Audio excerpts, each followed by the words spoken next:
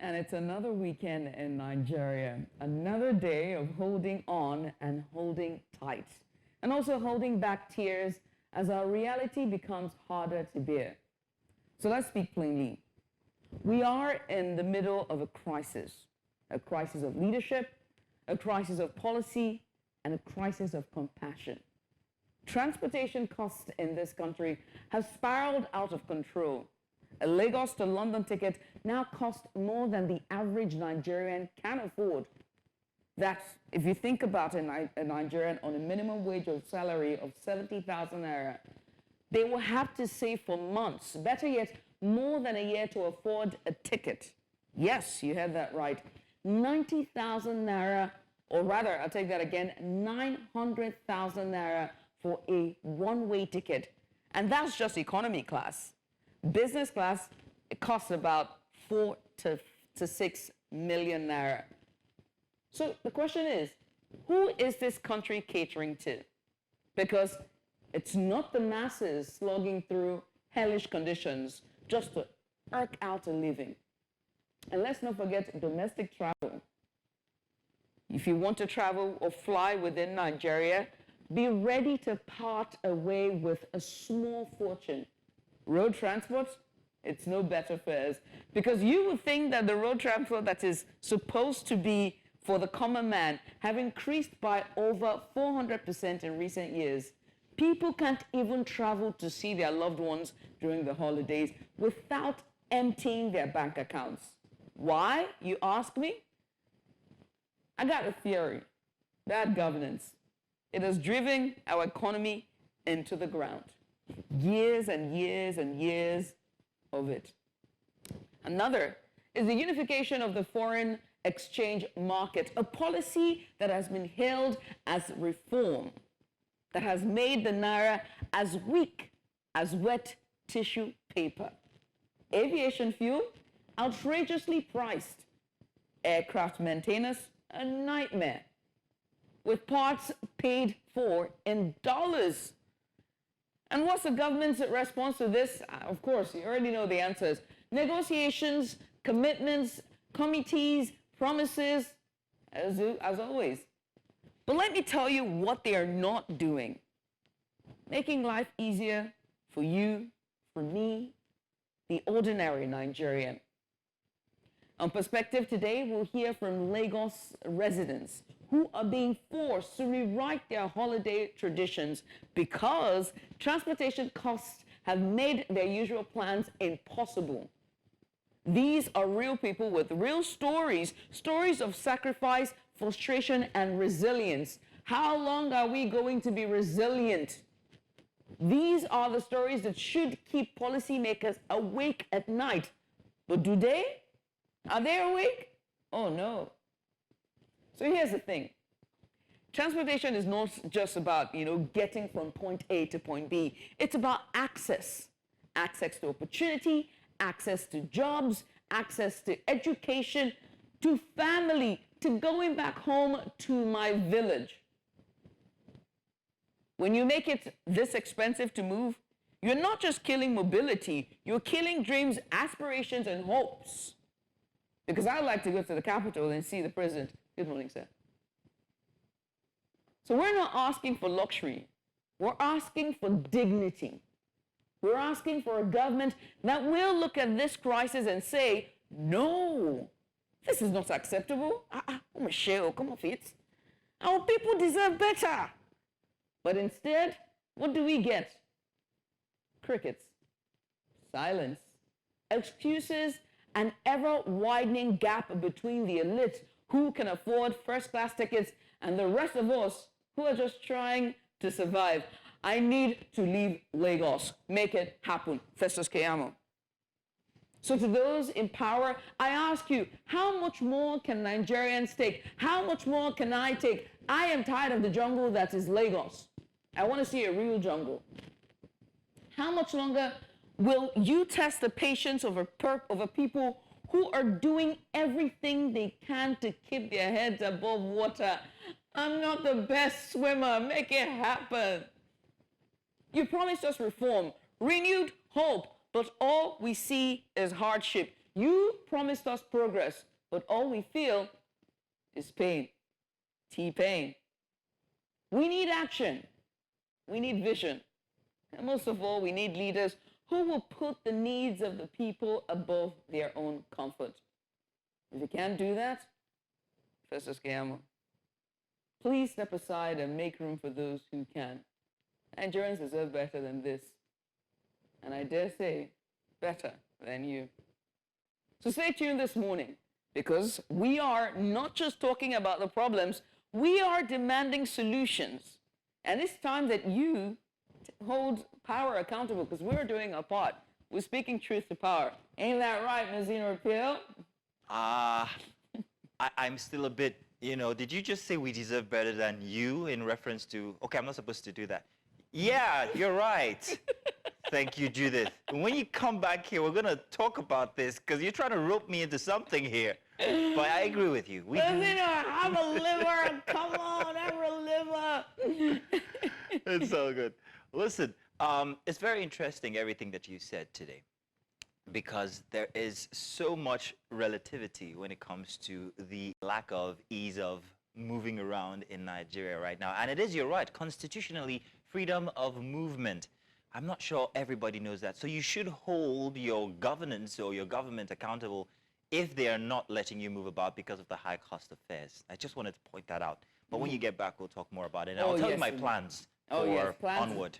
Oh, yes. Well, that's my able co-host there, and comparable Ms. Appeal. He's going to be, we're on the show together. But also, I forgot to call out her name. Minister of Transportation. Oh. Sanusa. Rankadede, sir. Good morning, sir. Welcome to Breakfast Extra, sir. We're about to get started. Welcome aboard.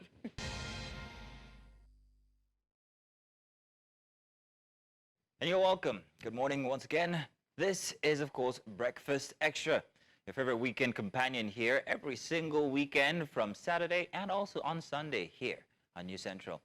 Now, this is the program, of course, that brings you compelling stories, expert insight, and the voice of real people shaping conversations across Nigeria, Africa, and also beyond. So grab your coffees this morning, settle in, because we have a packed lineup of engaging topics and also thought-provoking discussions for you guys out there today. First up, we're going to have our big report where we're taking a look at one of Adebola Adedugba's reports from during the week about CNG. Very interesting, this, whether it's easily accessed by Nigerians or not.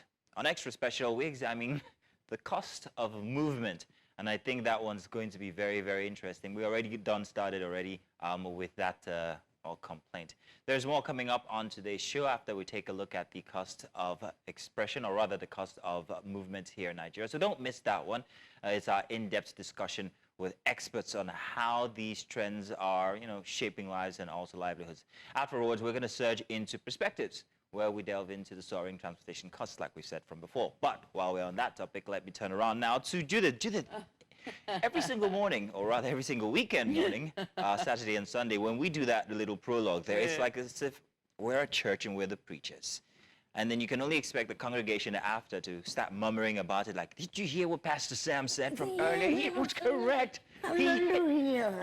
So that's what we're doing right now. I'll tell you something. I've considered deeply the cost of transportation or even moving across Nigeria lately. And I'll give you a very small example. I traded in cars when I heard that the cost of fuel was going to go up. So I thought I had one on them. Yeah. So my cost of fuel went to about 20,000 naira per tank for my car, a little car, smaller car. But these days, it now costs about 45,000 naira. So I'm wondering what would have been if I didn't do that switch from before. Because I can imagine people who pay 80,000 naira because and they use these big SUVs. Who are even paying more. So this is what I have concluded, and I think everybody's going to... Have you been to Benin Republic before? Okay, so have you seen the proliferation of motorbikes? Yeah, for motorbikes. Scooters. Scooters, not motorbikes. Now, and also you find that in Senegal as well, and the other Western countries that are close to the coast, right? And also when you look... My own question is just... You know that it was banned. The thing about Nigeria is that, remember when we had a certain brand that was called something Kada, and how they brought initiatives and policies that had them leave? Yeah, exactly. That... Let's go to Denny's. We're still going to talk about that inside of the show, so do stay tuned. Let's do the dailies now, and this morning we're going to be starting with the Guardian newspaper. You can have that on your screen right now. I'll be telling you what the headlines are.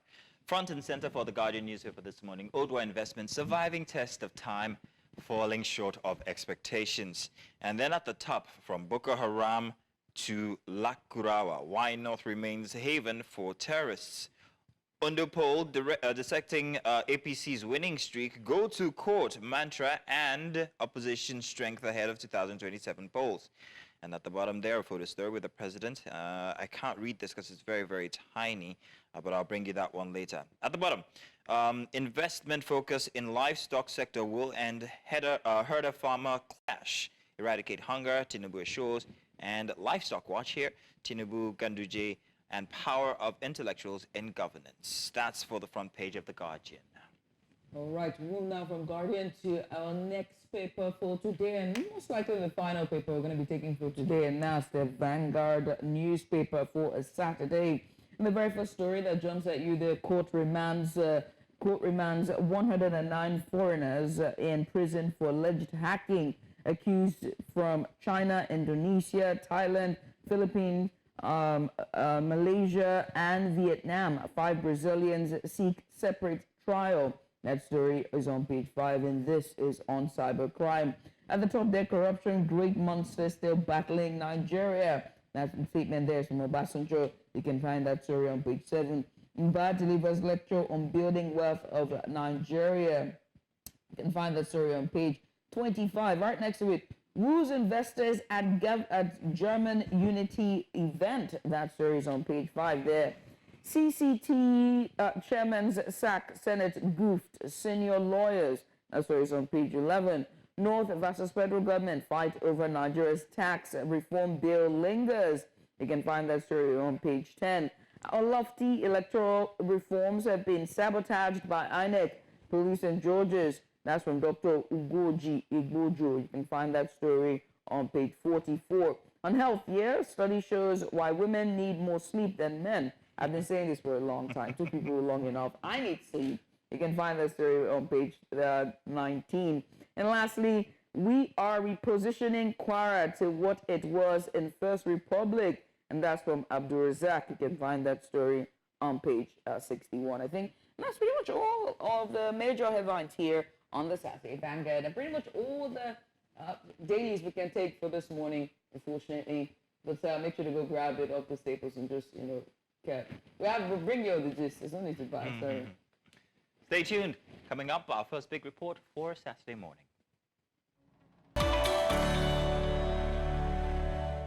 Welcome back. Good morning again. Now it's time for our big report. Today we dive into the government's push to adopt compressed natural gas, or CNG, as a solution to the persistent fuel crisis and skyrocketing prices. Now, this initiative aims to transition Nigeria's automotive sector to cleaner energy and alleviate the financial burden on citizens. But as the government rolls out plans for CNG adoption, the big question is, are Nigerians ready for the switch? Our correspondent Adebo Adedugba takes a closer look at this drive and the reactions it's sparking across the country. Take a look. In June 2023, the average petrol price in Nigeria reached 532 naira per litre, a drastic increase of 208% from the preceding year. Following series of fuel scarcity this year, the present pump price stands at an average of 1,025 naira. Last year, I used to have a fill-up of between 12,000 and 15,000. And this year, my fill-up is above 40,000. In a bid to ease the burden of high price of petrol and also transition Nigerian vehicles to cleaner energy, the government introduced CNG initiative, compressed natural gas, in May 2023, but listed approved centers September 2024. But how well have people received this initiative? For me, I don't want to take that risk. Let me be managing what I know for now, other than to venture into such an unknown cause. At the end of the day, the regret will be very, very, very massive. So I don't want to. I would really like to wait for when they bring it on board, and I've seen samples of people who have experimented on it. so that I'll know the outcome and at that time my decision can be made. But for now, I insist I'll stay on the one we are in the petrol one now. Mama repo 65,000 every day. Coprolite, àwọn èrò gan-an náà ń kanra torí pé kí ni owó mọ́tò tí wọ́n jù. Àwọn náà tafẹ́ gbé wọn náà, epo ta fi repo almost something thousand a day. But wọ́n wé gáàsì nísìn, mọ̀ pé gáàsì ò lè tó yẹn. With the campaign for adoption of CNG, there are concerns bordering on safety, but experts believe those fears are exaggerated. Natural gas is still the safest. It is safer than petrol, safer than even the gas used at home. The gas at home is even more dangerous, more volatile, sorry, let me not use that word, more volatile than this gas. What happened in Benin is a very sorry case where some people think that they can weld the tank. The technology for CNG tanks is such that it is seamless. There is no welded part on it. If you do it with a certified federal government center, then you are rest assured of the materials that they are using. You do a walk-around check on a daily basis. Move around the vehicle, check the cylinder area, try out to perceive smell. So the moment you are perceiving smell, so that means there is leakage. Then when you are feeling the gas, it's not advisable to stay inside the vehicle while you are feeling the gas. It appears there's a need for continuous awareness campaigns to demonstrate the advantages of converting to CNG and possibly flexible payment options to accommodate every spectrum of the society. In Lagos for News Central, Adebola Adeduba.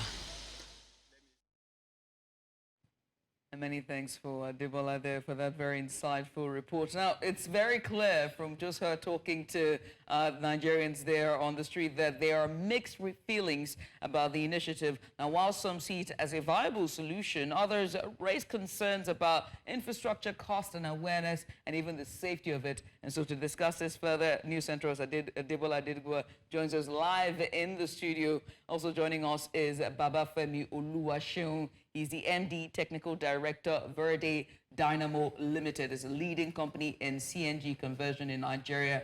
Thank you both for joining us. Good morning. Thank you. Good morning. Ladies and gentlemen. Good to be here. Thank you for when you work coming here, on. you don't have a choice, do you? Good to be on your show. Well, it's good to have you here because Yes. I've been wanting to ask. I've done some research myself because I was on the cusp of actually switching to CNG. I had done plenty of research. So from everything that you saw, there was a good side, bad side. Some people were still skeptical, and the gentleman there saying it's the safest. Well, Are we ready? well, are we ready in terms of acceptance? I don't think Nigerians have fully accepted converting to CNG. They like the idea. It's affordable. It's available. Nigeria is the largest deposit of gas in Africa. I mean, from estimations, what we have underneath the ground can last from anywhere around 10 decades to 30 decades. So it's available. But the question is it acceptable by Nigerians? You know, according to what you saw in that report I did, people have concerns about safety.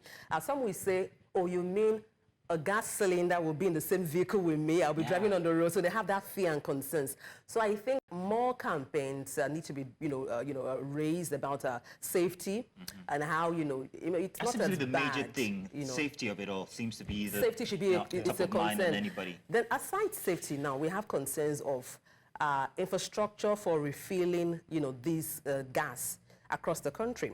From reports we've seen, we have just about 14 all across Nigeria where you can refill your gas, for the CNG use and everything.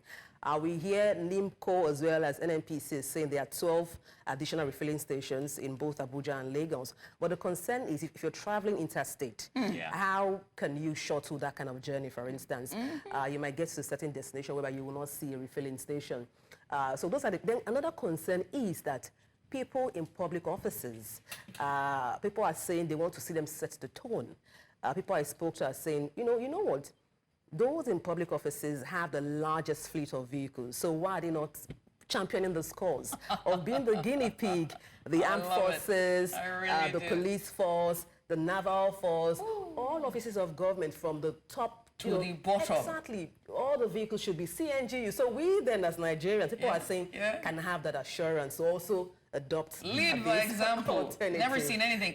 And it speaks to efficiency and when they're saying they're trying to cut costs and be more efficient in terms of spending and budget, they should start. I'm about to start a campaign. You guys will be sick of me. You know, but well, let's also, you talked about some of the concerns as well, but I'm more keen on pretty much your interest in this, in picking up this story. Why did you decide, I mean, editorial for you? Okay, well, because I saw people's fear, so to speak, regarding it. So I thought, you know what, it would be nice to actually unearth those concerns people have, go out and speak to them about why they may want to adopt this initiative or this alternative to fuel. Basically, that's it for me. You know, Did you find anyone who was excited about it? Who was like, yay! Okay. That's the answer. A few people. Proportionally, I got more people who are skeptical about it than those interested. What I notice is people are much more interested because of the price. Right. It's cheaper. So if you fill your car fill up now could be about going to maybe over 40,000, filling it up completely. For the CNG, I hear to fill up your... It's 3536. Some even say 2,400. 2,000 what now? So price. 1,000 naira. Yeah. So naira, of course. So now with everything that you've said, Adebola, Babafemi, why are we seeing a reluctancy to switch? Well, maybe because I run a conversion center, I really may not have that view, because when you get to my garage, I have cars packed on the line.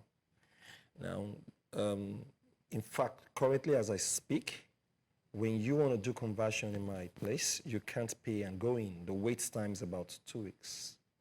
So we have those who have paid for the past 2 weeks, begging to get a slot. So I have cars packed, lined up. Now, there are reasons why some people would say, oh, I don't want to convert. Many of them don't even know about it yet. Now, some of the bloggers, when I train people, like the last set of people we trained to learn how to do conversion, I'll teach them the business of CNG. And I told them, we should have bloggers. And the bloggers should be you who know about it. Should be those who use it.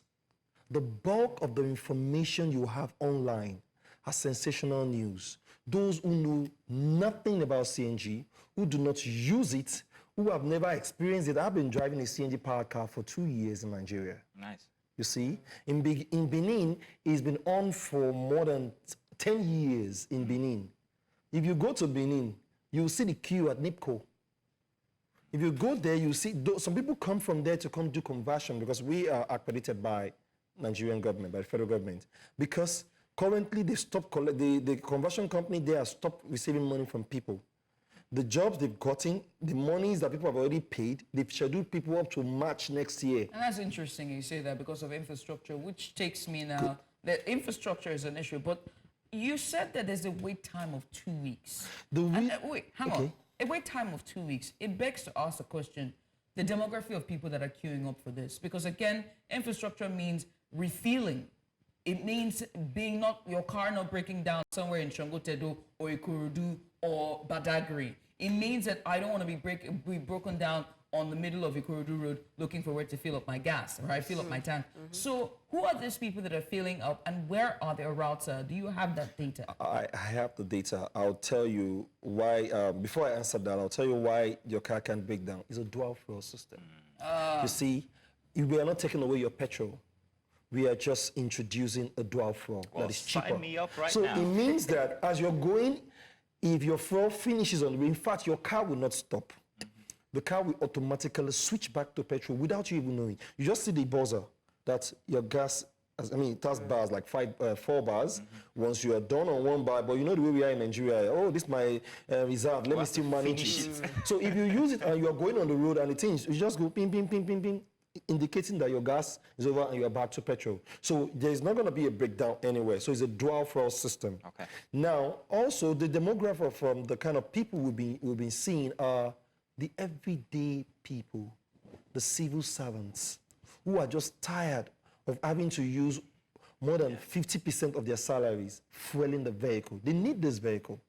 Sometimes if you're already used to driving, you don't want to start entering public transport. So for that reason, some of them will go to the bank to get loans to do it. They will talk to their cooperative. Then we have the e-hailing guys. Oh, no. You don't want to hear those people's story. Imagine someone who drives a taxi, tries to make roughly, say, 50,000 in a day from maybe 7 a.m. to like 8 p.m. in the night. Then you are using almost 30,000 naira to buy fuel. Then the app will take its own. At the end of the day, you owe 50,000, maybe just 11,000 naira will follow the guy home down. That is excluding you have to fix your car, this and that. So it's almost as though they are working for fuel. So, but with the e-hailing guys coming up now and what government is doing, the 50% government is doing, because our own center is one of the affiliate partners with PCNGI. We are registered by government, so we do jobs for government. And as we speak, government parastatals are already converting their vehicles. The military. No, you should check. They are converting their vehicles because it reduces running costs for them. And when you talk about safety, it is what you don't know that you're scared about. You see, my parents didn't start using the gas cylinder at home until I became of age. They said, that thing, it can blow up the whole house. But when knowledge came about how to handle it, a much more dangerous cylinder, we are comfortable to put it in our house. Some people will even put stove on top, the small one, and be cooking. It's because you now have knowledge about it, and that is a much more dangerous fuel than CNG. CNG is like the biofuel, like the same one you get from the septic tank. Same thing, methane. The one at the dump site that keeps burning. It's the same thing, natural gas. Right. But Femi, I have to ask, right? You were talking about the e-hailing app, cab drivers, and them also leaning and wanting to make the switch. And so it begs to ask the question about the public transport facilities that we have and the public transport stakeholders in terms of Kurupe, Keke Napep, and all the downfall drivers. Plus, and I hate to put Lagos State on blast, but also the Lagos State Transport Service. What would it take to have them also make the switch? Is it government-aided aids in terms of aiding them to make that switch? Because it would help with reducing the cost of transportation. Yes. I realized, I heard that from Ojota to Ojuelegba is 1,000 naira. How? That's crazy. How? Please. Now, I really must commend the work of the PCNGI, which is, when we talk about government involved in CNG, we're talking about the PCNGI. That was the Presidential CNG Initiative. And the DG is really trying. Currently, I have fixed, we've been fixing for the NURTW union. Yeah. I'm talking about the yellow buses. Yes. So there are two sides to it. So they have the 100% conversion for the yellow buses. That's the commercial buses in different parts of Nigeria. I have done several. So they bring you the kits. And then each of the kits already has a code number on it that has the plate number of the vehicle, so you cannot switch it. So we submit the list, they approve it, then the vehicles in each of the packs come to us. We do the conversion, then we record it and send it back to them and put it on the portal. Then they pay us for workmanship alone because they supply the conversion centers with kits. So they can bring 50 kits for you. Each of those kits costs roughly around 1.2 million. And they're doing it for free. I almost didn't believe it at first until we were signed up and PCNGI came in and delivered the kits to me. I'm an importer of kits. I know how much these things cost. These are free and for these government commercial is drivers. being, for the first time, I believed what I saw on TV. Can you confirm these are free for commercial Free, 100% free. I have done several. You were in my workshop. You saw some yellow buses, they didn't pay 1 naira. So the unions can come up and tell you, oh, they've done it for us. You can do So with that initiative, how are these commercial drivers embracing? Are they rushing toward it, or are they still concerned? Let me tell you, the thing about it is they're actually rushing it. Now, there are a lot of them. Government can't do everything. But at least the pilot one, where you have to do maybe around, say, 500 to 600. would push others to want to do. Okay. So I don't know if it's sustainable for government to say they want to convert all the commercial vehicles because this is very, very expensive. Mr. Babafemi, my questions are more technical because I drive every single day. Well, there we go. So let's get to the numbers. I get 600 kilometers for every tank, which I buy about 45,000 naira. It's a 1.4 liter car, and I'm rather comfortable, you know, with that cost. Please. I don't mean I'm comfortable. It's okay. But yeah, for now I'm rather comfortable. So you're telling me that with 3,500 naira, I could, you know, go through. Oh yeah, and by the way, for 600 kilometers, that would do me about 5 days of coming to the office and some miscellaneous activities here and there. Now, if I get a CNG conversion, how long would that full tank of CNG, of gas, take me for? How many kilometers? And, you know, what else? The use of air conditioning, does that also take a part of? You have to use, everything will work. Okay. Everything, your air conditioning. How long will it take me for? Now, this is what we'll normally tell people. Whatever it costs you on petrol, divide it by 5. Divided by 5. In fact, I dare say by 6 with the new price of petrol. Okay. So it means 80%. So if I divide 40,000 by 5, I'll be getting 8,000. So 8,000 now, what of that same CNG would do what 40,000 was doing for you? Great. However, how much the distance to which a tank of CNG would take? It depends on the size you're putting. For us, our own standard is this. For a 4-plug engine, we'll put in 65 liters, which you have to fill with 3,600. Now, for a V6, we put in 75 or 80 liters. Then for V8, we put in 100 liters. Okay. Now, so that you can have good mileage before you have to, you know, refill. But again, if something is saving you 80%, and all it takes you is just to branch by the filling station, instead of once that you would have done in a week, do it twice now. Okay. And that time, you are not queuing. Not like you are queuing or you are paying for very expensive fuel. You get in less than 10 minutes, you're done because your tank will be filled in less than 2 minutes when they put that thing on it. Brilliant. So even if you meet like 2 or 3 vehicles there, it means that you can be out of that place in 10 minutes. And you have to do that twice in a week. For the savings that you are having, I think is worth it. Because there's always something to give to get something. But when you weigh what you're giving in return to what you're getting, then you can tell yourself, oh, it's worth it. I feel like twice a week, I spend around 7,000 naira to fuel. Now, for a 1.4 liter engine, you have more mileage. You see, if you buy 3,600 naira in that your vehicle, you will go from Lagos to Ibadan and you will come back and you will still have small gas that can still take you to the island from the mainland in that 1.4 liter engine. Okay, just to bring also to the fray some concerns people have regarding migration or switching to CNG. That's why you're here. That's why you're here. It's the fact that when everybody eventually migrates or switches, demand becomes high, the prices goes up. So the concern or the fear is this, you know, cost-effective, we say it is now, might not be so again, short-term, mid-term, long-term. Because capitalism will capitalize that, okay, on it. when we all eventually migrate to CNG, which is, you know, we have gas, like I mentioned earlier on, I mean, natural gas deposit in Africa, Nigeria has the largest underneath the surface of the earth. When we now switch eventually, the law of demand and supply kicks in. And then CNG becomes now showing up to equate PMS. So what happens at that time? How can we manage supply side of things, you know, when demand rises? Okay, I would say something. I'll say it this way. First, let's look at the statistics. Okay. Now, anywhere all around the world where they have both deposit of crude oil and you know, petrol and natural gas, look at the rate of increase.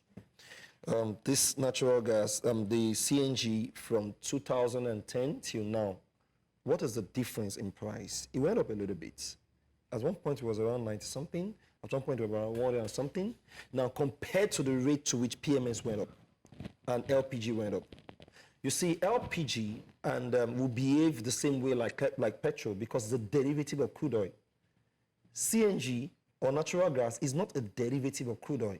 It is a gas we have been flaring, you see, because we needed to take crude oil. So the refinery does not affect it, whether you have one or you don't have one. It's waste anyway, or it Yes, used to you've be been waste wasting it. anyway. Do you understand me? The price of crude oil does not affect it because it's not something you have to get out of crude oil. It's on its own. And there are some reserves where it's just gas you have there alone. Now, why did LPG go up?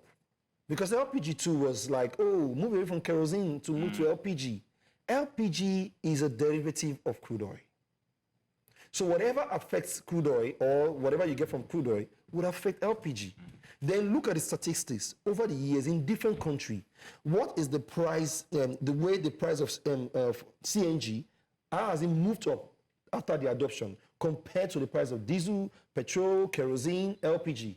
That will also let you know what the trend will look like. And no matter the price of CNG, any day, anytime in this country, it will always be the cheaper alternative to petrol.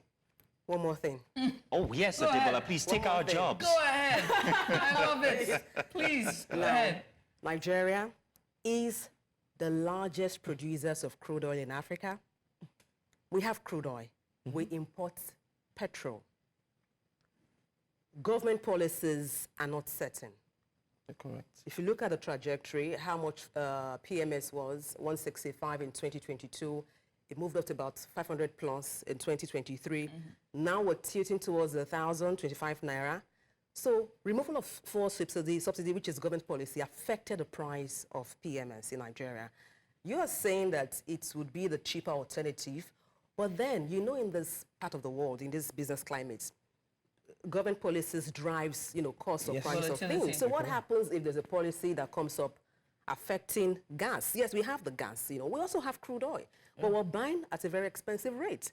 We have gas underneath the earth, but what is the certainty that we may be paying or may not be paying in the next, you know, short term or, you know, future term? What's the certainty? People are looking at government policies not being stable, so they can't even plan, even with this our CNG. I don't mean to sound like a devil's advocate. No. I mean, It's good you're saying this. You know, very worried and pertinent concerns. It's good we are having this conversation. But you see, there is no government in the world that wakes up to kill its people. I hope you know. Except Nigeria. Sorry, go on. Okay. Well, that's what I think. Look. No, number one. Don't do that. Don't do that. I'm coming. At least there is no government that wants to kill the majority of its people. Okay, that's about right. That's about right. Then number two, government policies, the things that drive them most times are the economic realities. All around the world, we know the price of PMS went up everywhere. Maybe not by the same margin. Right. Even countries that produce them, it went up. The war in the Ukraine and Russia. Yeah. Russia is one of the biggest supplier of gas. Now there's a war going on. Somehow that shoot up the prices of things. I'm so sorry to interject. If you say we know the price of crude oil worldwide, people are saying, how come we're paying more for something you have at your backyard? No, so I'm going to give you an answer to that, right? Yeah. And I'm going to say that the reasons why we're seeing the prices, what we're seeing, there are a lot of sides to it. It's not just a one-size-fit or it's not a single story. It's very clear that we should have deregulated our oil sector a long time ago. We did not. There were calls for it from stakeholders within, and then when we finally decided to deregulate it and also remove the fuel subsidy, it was a little too late because all of the variables that should have made it work was not there anymore. And there's a war that is brewing, and the prices of oil has got shot up. And then to now top it up, we now unified the foreign exchange, which made it even worse. So that was our issue. But if we're going to talk about, if I'm going to piggyback off of Adebola's issues she's raising here, is that if you're saying that the government does not want to kill its people, or we have not seen a government that kills its people, unfortunately, the policies that they introduce and in name of reforms have in somewhat impoverished the people, whether we like it or not. And in this situation, we've seen it play out so many times, and this time in kerosene. Have we forgotten what happened to kerosene? Kerosene was cheap. It was the alternative for the common man. And then one day somehow people understood that this was expensive and this had so much money. It was liquid gold. And so they moved in the House with terms and policies that made it expensive. And we saw people migrate from buying kerosene to start using charcoal and firewood. And so I ask again, and I'm going to piggyback off that question. Are we going to see, is it going forever? Is it going to forever be cheap? Is it going to forever be the alternative to expensive petrol? Because now the reason why this is cheaper, as she said, and what everyone's observed, is simply because nobody is leaning towards it yet. If the majority of Nigerians, and that's about 50% of us, and if you do the calculation and the math, that's nearly 100 and how many million of people decide to lean towards it's over. You know what I mean? Like people would, it's done for. Because then they have to put in their profit, then they have to put in their capital, and it's, in some sense, it's still sort of, deregulated in some sense. Everyone is doing their own thing. There's not much regulation and not much guidelines of it. So what would it be? You see, in as much as I'm not here to defend the government, I'm not a part of the government. Oh, I'm sorry. Then, of which they may be able to tell you and say, oh, this is what we would do. But I'm looking at the economics of it, and I'm looking at what I think maybe. I'm not saying the price will not go up. It may be like that. The president has said it will be at this particular rate. Let's believe that it will be like that. But again, even if it goes up, I'll tell you something. People moved to LPG because it was cheaper, it was cleaner, it was better than kerosene. Until date, it's still. I'll prove it to you. 1 kg of LPG is roughly around, say, 1,004, I believe. Now, if you buy kerosene of 1,004, what 1 kg of LPG would do for you will still be far better. What's the local name? Some people may not know LPG, so bring LPG, cooking gas. Cooking gas. That's the cooking gas. Some people you see, not. till date, you may say, oh, it went up from just 300 naira, it has now gotten to 1,400. Yeah. Fine. Whatever rate it is right now, buy cooking gas of 1,400, then buy kerosene of 1,400. The cooking gas of 1,400 is still a cheaper alternative, because what that 1,400 worth of kerosene will do for you right now, this one will do much more than it for you. So till date, even though it is very expensive, even though it went up so much, because it's also whatever affects petrol affects it. Yeah. You see, it is still a cheaper alternative. So the switch you made then is still far better. Though it could have been much more better, it could have been lesser, but you see, it's still far better. I see where you're going. So if you want to apply what's happening now, it's the same thing. It's still going to be cheaper in the future, whether you like it or not. But Babafemi, Yes. let's talk about that future. The entire world is moving away from fossil fuels, and CNG is a derivative. It's the waste product that comes from fossil fuel. Now, if Nigeria is moving, if we're moving toward the future and saying everybody should embrace it, the future might not have this fossil fuel. So isn't that counterproductive for a country like Nigeria that's got so many cars out there? You know why I think you are not totally wrong and you are not totally right. Excuse me. There is when you are transiting, there is the transition phase. Transition phase to cleaner energy for different governments takes different times and different amounts of years. Even this country you're talking about, what is the ones that have been that have the highest success rate? What is the ratio of fossil fuel usage versus the green, the batteries and the rest of them? Electric. Then number two, I hope you know that in this Lagos alone, if 10,000 electric vehicles enter this Lagos, I agree we have a problem. How so? Because we need to charge it. Yeah, but then that would force the government to make sure the electricity infrastructure is up to date. So 2 birds with 1 stone. Good, that is why would have been I believe that the government is pushing the 2 at the same time. Yeah, but maybe if they focus on one, would have more result, There better is result. what they call the low-hanging fruits. When you have suffering masses who are suffering, then you are trying to do electric that you know, the kind of car you drive right now, if you want that same comfort in electric, you'll be paying like ×3 to ×4 of the price. Now, the over 11 million vehicles we have in the country, we should throw them away. For a man that is still trying to feed, to buy fuel of 1,000 naira, they're telling him to go and buy electric, and go and be charging in one solar place at how much, maybe to fill up your car, maybe you charge for like 1 hour, you pay like, say, 5,000 or 10,000 to charge. Or you want to use the electricity in your house that the bill is really very high, the one that is not even enough for us to on light. So let us move in the pace. It is what is workable that we work with. Maybe in the next 10, 20 years, we can now start phasing out. Fine. But now, let's solve the ones. It's a no hanging fruit for us, the CNG. I will say something that you have enlightened me personally more about CNG. I am back on that train now, and perhaps maybe it's something I will. You should visit us. We'll do a good job for you. Too. So a car like Mazino's, if you were to change it, given the specs that he reeled out here, how much would it cost to switch it? Okay, as much as I don't want to give, I'll just give a range. I'll give a range. It's for the common man, it's quite expensive. I kind of think, and I think the banks need to come in here. You see, we can't leave everything for the government. As much as I don't want to, I'm not an advocate for the government. I'm a private person. Can I afford it?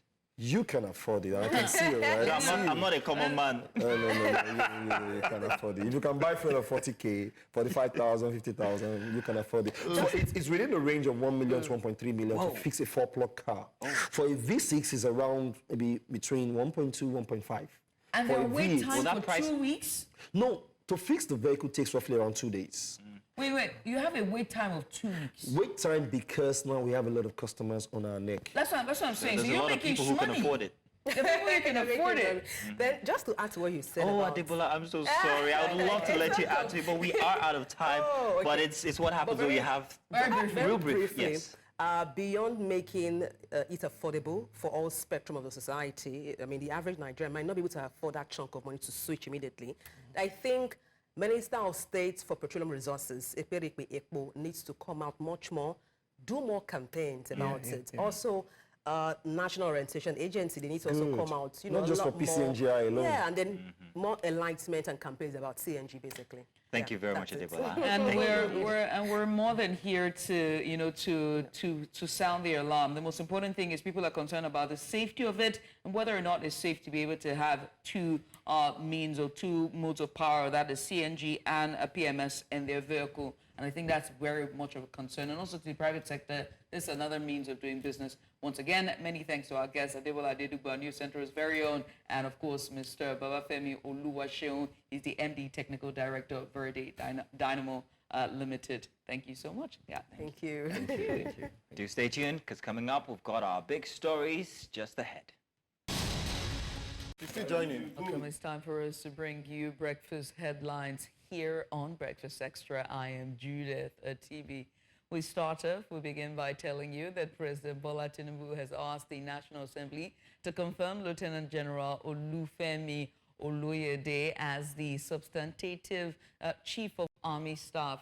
In a letter addressed to both the Senate President Godswin Akpabio and Speaker of the House of Representatives Tajuddin Abbas, Tinubu cited Section 218 of the 1999 Constitution and Section 18 of the Armed Forces Act. Oloyede has served as acting Chief of Army Staff since October 30th, following the illness and subsequent death of Lieutenant General Tajuddin Lagbaja. Tinubu expressed confidence in Oloyede's leadership, integrity, and professional experience to ensure national security.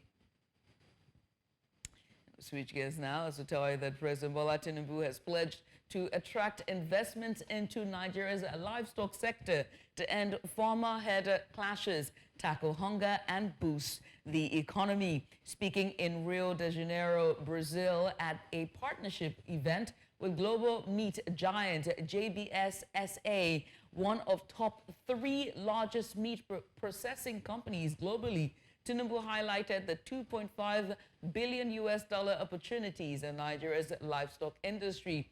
He emphasized transforming challenges into economic prosperity, calling JBS a critical partner in ensuring food security. What we are trying to do is transform a situation of tragedy, hopelessness, into economic opportunity. see through problems and see the opportunity that is involved in it. We've heard so much about you in terms of the reputation, and we believe in the partnership. Yeah, we have taken four steps, and for me, daring food security is extremely important. As we talk right now, there is hunger. To develop the livestock industry there, we think is a great opportunity for, we build a business in Nigeria for, the Nigerians, but also for Africa. Nigeria definitely can, be the center of, supplying protein to many different countries in Africa. So we look forward to work with you. We look forward to be in Nigeria as soon as possible. We toward them, we have intensive discussions with them, and we have seen there are a lot of lessons Nigeria can learn from there to be able to fight hunger, as well as ensure food and nutrition sovereignty for our country. The signing you saw today was a commitment on behalf of the federal government of Nigeria and the private sector here under the leadership of JBS to come to Nigeria to explore the possibilities of direct foreign investment into Nigeria. Away from that, the Nigerian government has suspended the October Federation Account Allocation Committee FAC payment to Rivers State amid a feud between Governor Siminalayi Fubara and FCT Minister Nyesom Wike. The Accountant General's office confirmed compliance with a court order barring disbursement. A federal high court ruled against allocating funds to Rivers State following a case filed by a faction of the state assembly led by Martin Amuwale. The dispute centers on Governor Fubara's alleged failure to resubmit the 2024 budget to the assembly faction, which is backed by former Governor Wike. In the meantime, the governor of Rivers State, Governor Fubara, has urged the Court of Appeals sitting in Abuja to set aside the judgment that barred the Central Bank of Nigeria from releasing monthly allocations to Rivers State. The governor, through his team of lawyers, prayed a 3-member panel of the appellate court led by Justice Hama Barka to vacate the High Court order, which he maintained was issued in bad faith. He urged the appellate court to allow his appeal and nullify adverse orders that Justice Joyce Abdul-Malik of the Federal High Court made against the state and the judgment she delivered on October 30th.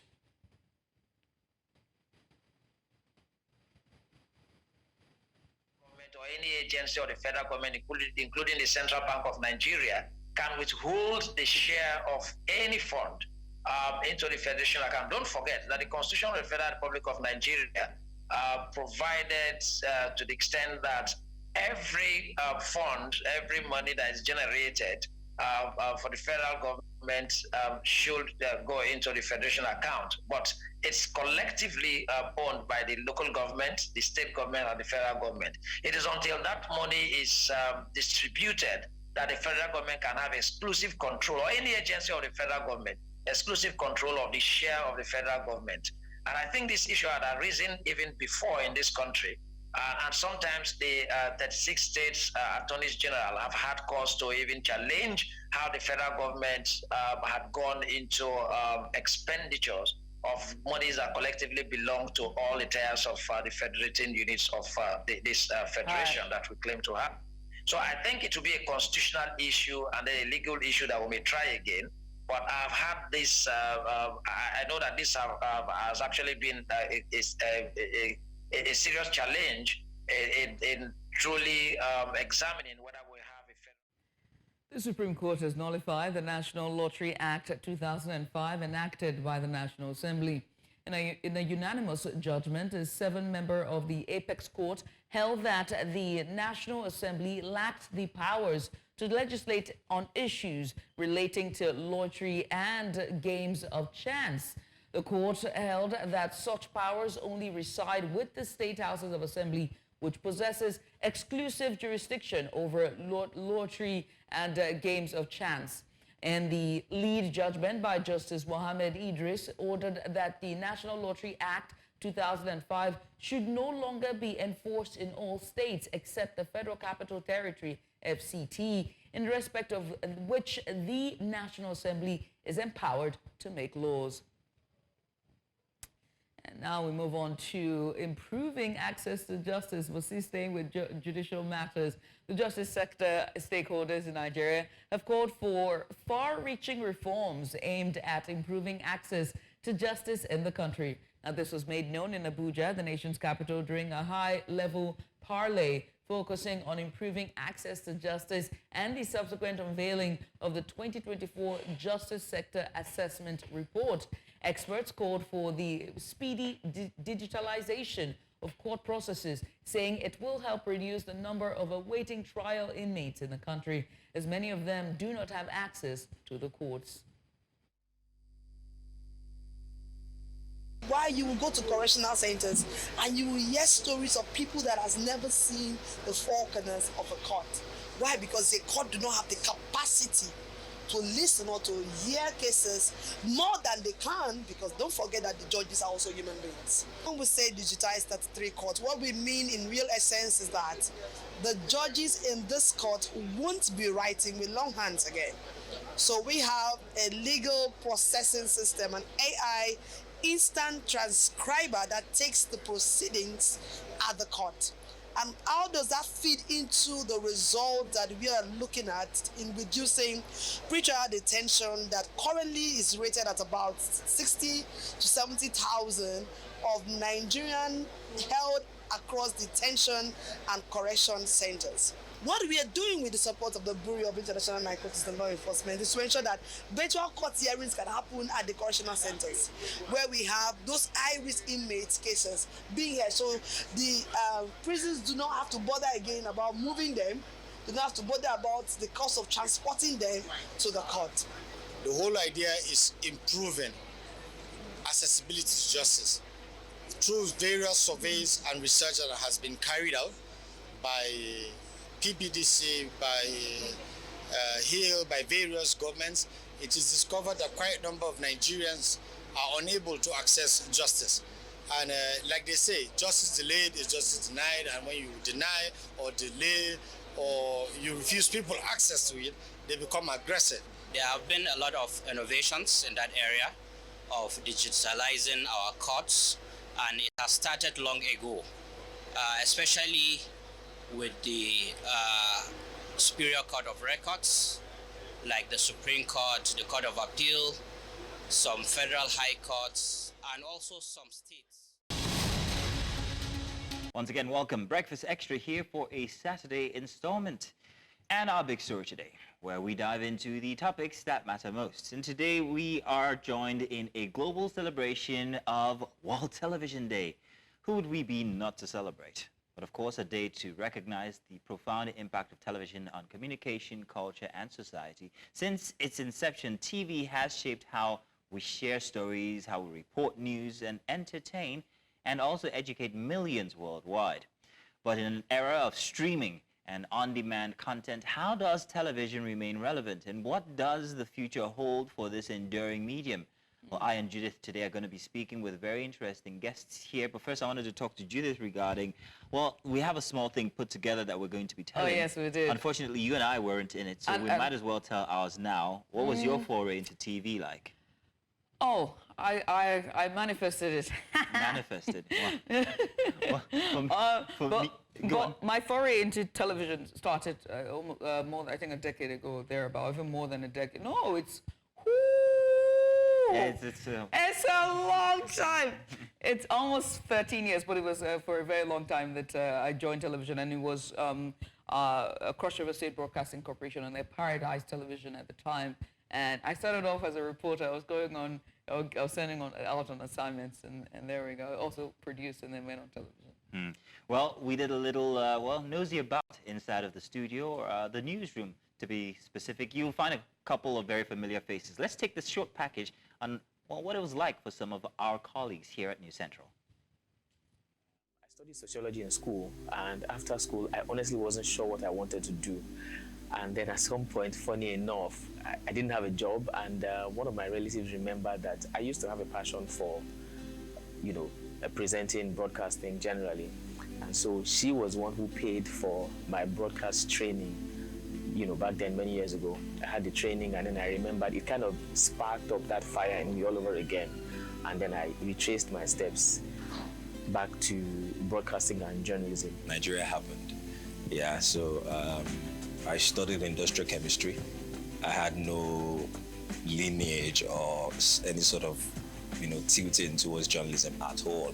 Yes, before now, I've been pushed or spoken to about, oh, you have a voice with radio, you have a voice with television. I do MC work even before now, before I came into journalism, but not as a journalist officially. From the days of black and white television to color television, to flat screen plasma TVs, but that's just the physical aspect. Content-wise, TV has definitely changed. People have moved from mainstream media to social media to digital media, basically. So TV is not just what you have in your living room or in your office. TV now goes around with you. For someone who is always in front of the television, your actions are usually judged by your actions are usually streamlined, if I can put it that way. There are things you now have to do, there are things you can't do based on the integrity of your work and based on what you say and how you look, because how you look is also the way you'll be addressed. I do remember someone seeing me somewhere and was asking, the guy that, the presenter that does so and so, and he didn't catch me in a very good art. It's not so bad, yeah. He didn't catch me in a very good art, and I had to just, caution myself. Venturing into television, for me, started way back as a little girl, watching the news with my dad. And I saw women, young women reading the news, and I just knew I could do this. As cliche as it sounds, it laid the foundation for my career. And then, as I grew older, I watched international television stations like the likes of BBC and CNN, and all I could just see was them reporting Africa from, that dark place. And I'm like, there's so much, from Africa, there's so much beautiful things, and I feel like the only place, or for me at that time, the only place I could change the narrative was just to join the television, team. And I said, okay, you know what? I got a role on TV, and then with my little quota from my report, news reading and all of that, I could, just change some of these narratives. Talent and skill alone will not do it. I think if you really want to be good in the industry, you should get some kind of professionalism, some kind of professional training, either in university, higher institutions, or some kind of academy that can at least set you onto the right path. And then when you add whatever skill you have onto that, definitely you will be good quality, good material for TV industry. So there was this project I did on Parkinson's disease. I remember when I went for, it was supposed to be just be a walk for Parkinson's, raising awareness for Parkinson's at the time. I didn't even know what Parkinson's was anyways, before we went for the walk. And I got there, I saw the symptoms of Parkinson's, if I can put it that way, very shaky hands, mobility. I spoke with some of the caregivers there, and I felt, you know what, I just want to do this differently. And I saw a lady at the time, she's had Parkinson's for 11 years. In fact, her husband got married to her knowing she had Parkinson's. She was younger at the time.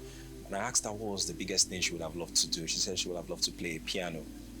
And she has never played a piano in her hands. Her hands are very shaky, so she can't play the piano. And that was where the concept of the story came out from. And they had a grand piano in that place. I just said, you know what, sit in front of a piano and let me see, attempt to play it. And that was the beginning of the story for me. It was very interesting stuff. I've been able to break into different places. I'm proud of the fact that I have been able to meet so many people.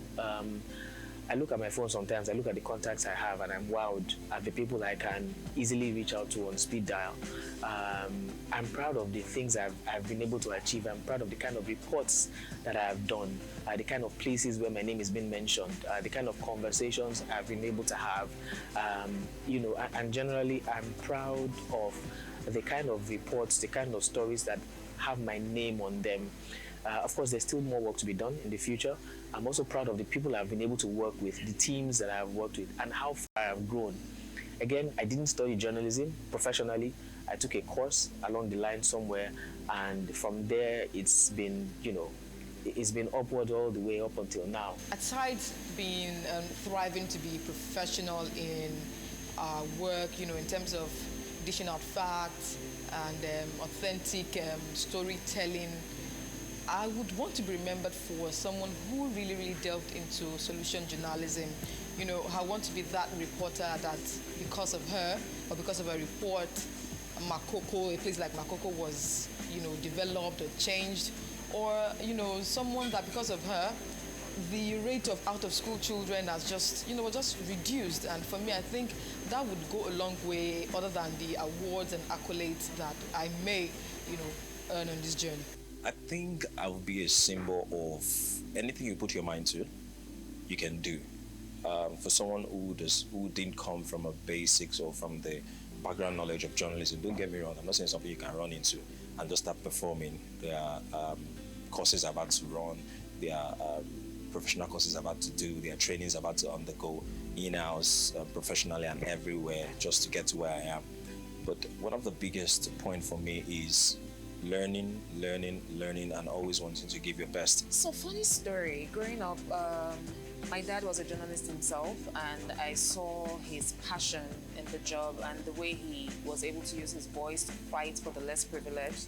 So I would say in a nutshell, that was where my desire to become a journalist started from. I watched my father do it all his life, and I couldn't think of any other thing that I would rather do. 1998, when I walked up to the MD of a TV channel in Kaduna State, and I told him I wanted to be the Oprah Winfrey of our time. And I introduced to him Young Perspective. And at the time, Oprah Winfrey show was on the TV in his office, and he said, "Do you know what you're talking about?" And he pointed at his TV. He said, "That's the Oprah Winfrey show." And I said, "That's the show I want to do." In 1998, I became the youngest TV presenter. And Marsha is one of our very own treasured reporters there. Well, our reporters there from Benada Kedede to Igbalani Omoni to Omolola Ololade, as well as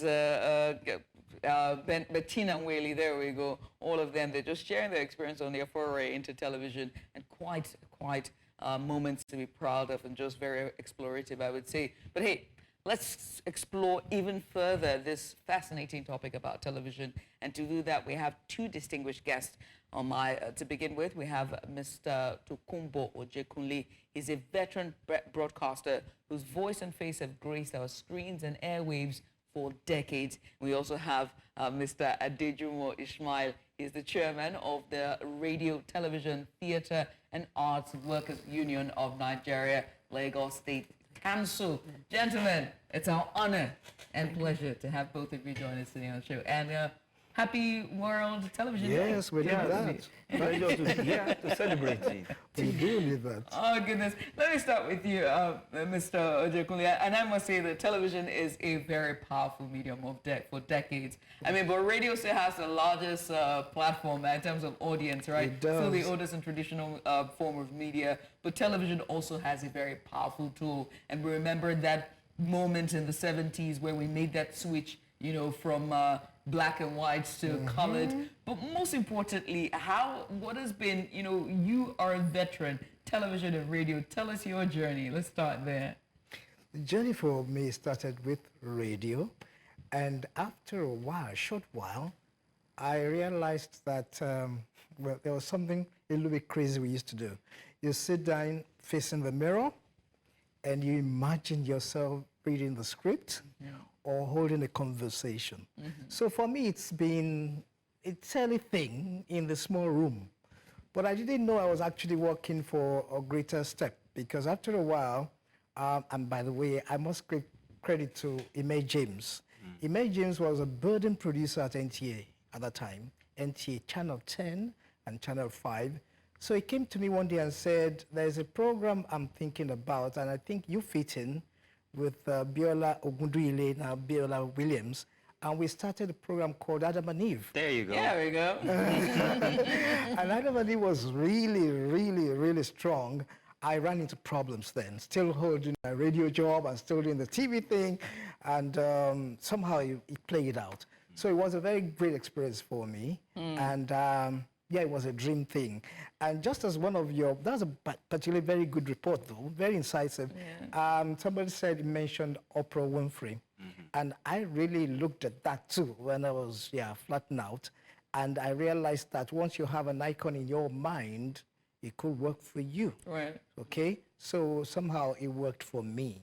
And a lot more came after that. Who was your hero? Like, who was the person that was... Straight up Cyril Stober. Oh, sorry. Let me go back. This gentleman, Tokumba Ojekunle.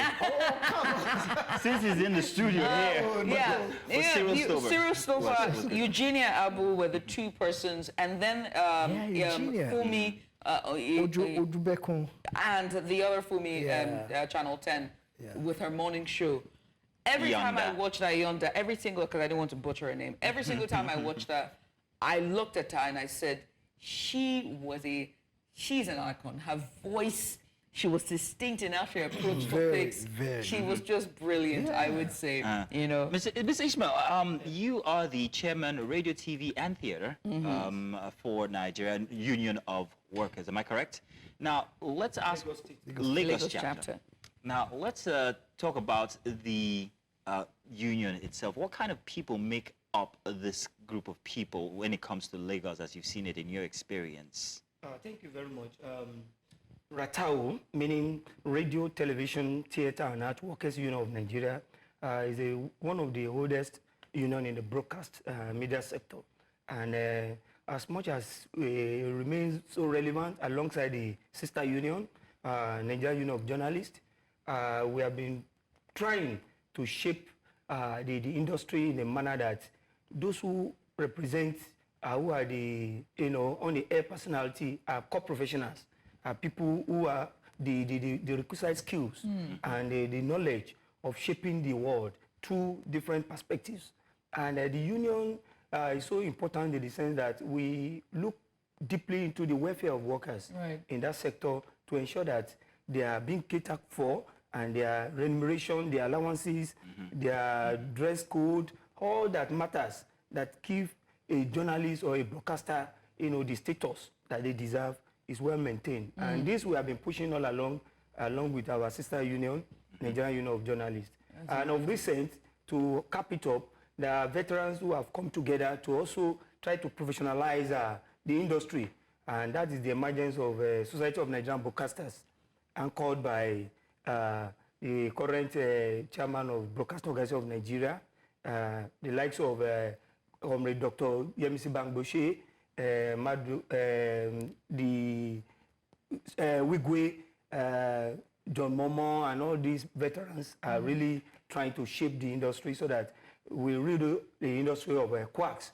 Because so many people want to portray themselves as journalists that have not really picked up on that one. Through the process, can really be put aside. Mr. Ishmael, I'm so glad you're having that conversation, because let me bring Mr. Ojekunle to this conversation. We're in an ever-changing world, right? Ever-changing world, so much so that the era of television and traditional media is struggling to stay relevant in the world where microphones are so cheap that people are on social media with their podcasts spewing, all type of nonsense. And then you now have streaming platforms that is slowly, phasing us out. Now, I would like for you to talk about, how traditional media can stay relevant and how we can vet out this quacks really very quickly, but not before we go on a short break. I know that can be funny like that, forgive me. You're watching New Central Television. This is Breakfast Extra. Our guests today are veterans and also in the association, talking to us about the welfare of journalists and those who work in media, but most importantly, celebrating World Television Day. We're going to short break. When we come back, there's more. Stay here.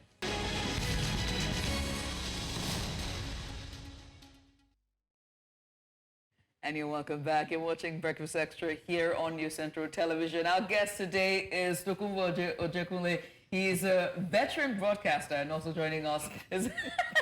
I see what we're doing there. So I think well, I just said Mr. there again. I said Mr. And also we have comment. Let me set the scene. Oh no, you were asking a question. Yeah, I was asking a question, and it was about how television and traditional media can stay relevant with the emergence and the popularity of streaming platforms and content creation such as broadcast and the rest, and also how we can vet quacks. There we go. Quacks. The quacks. Very cute.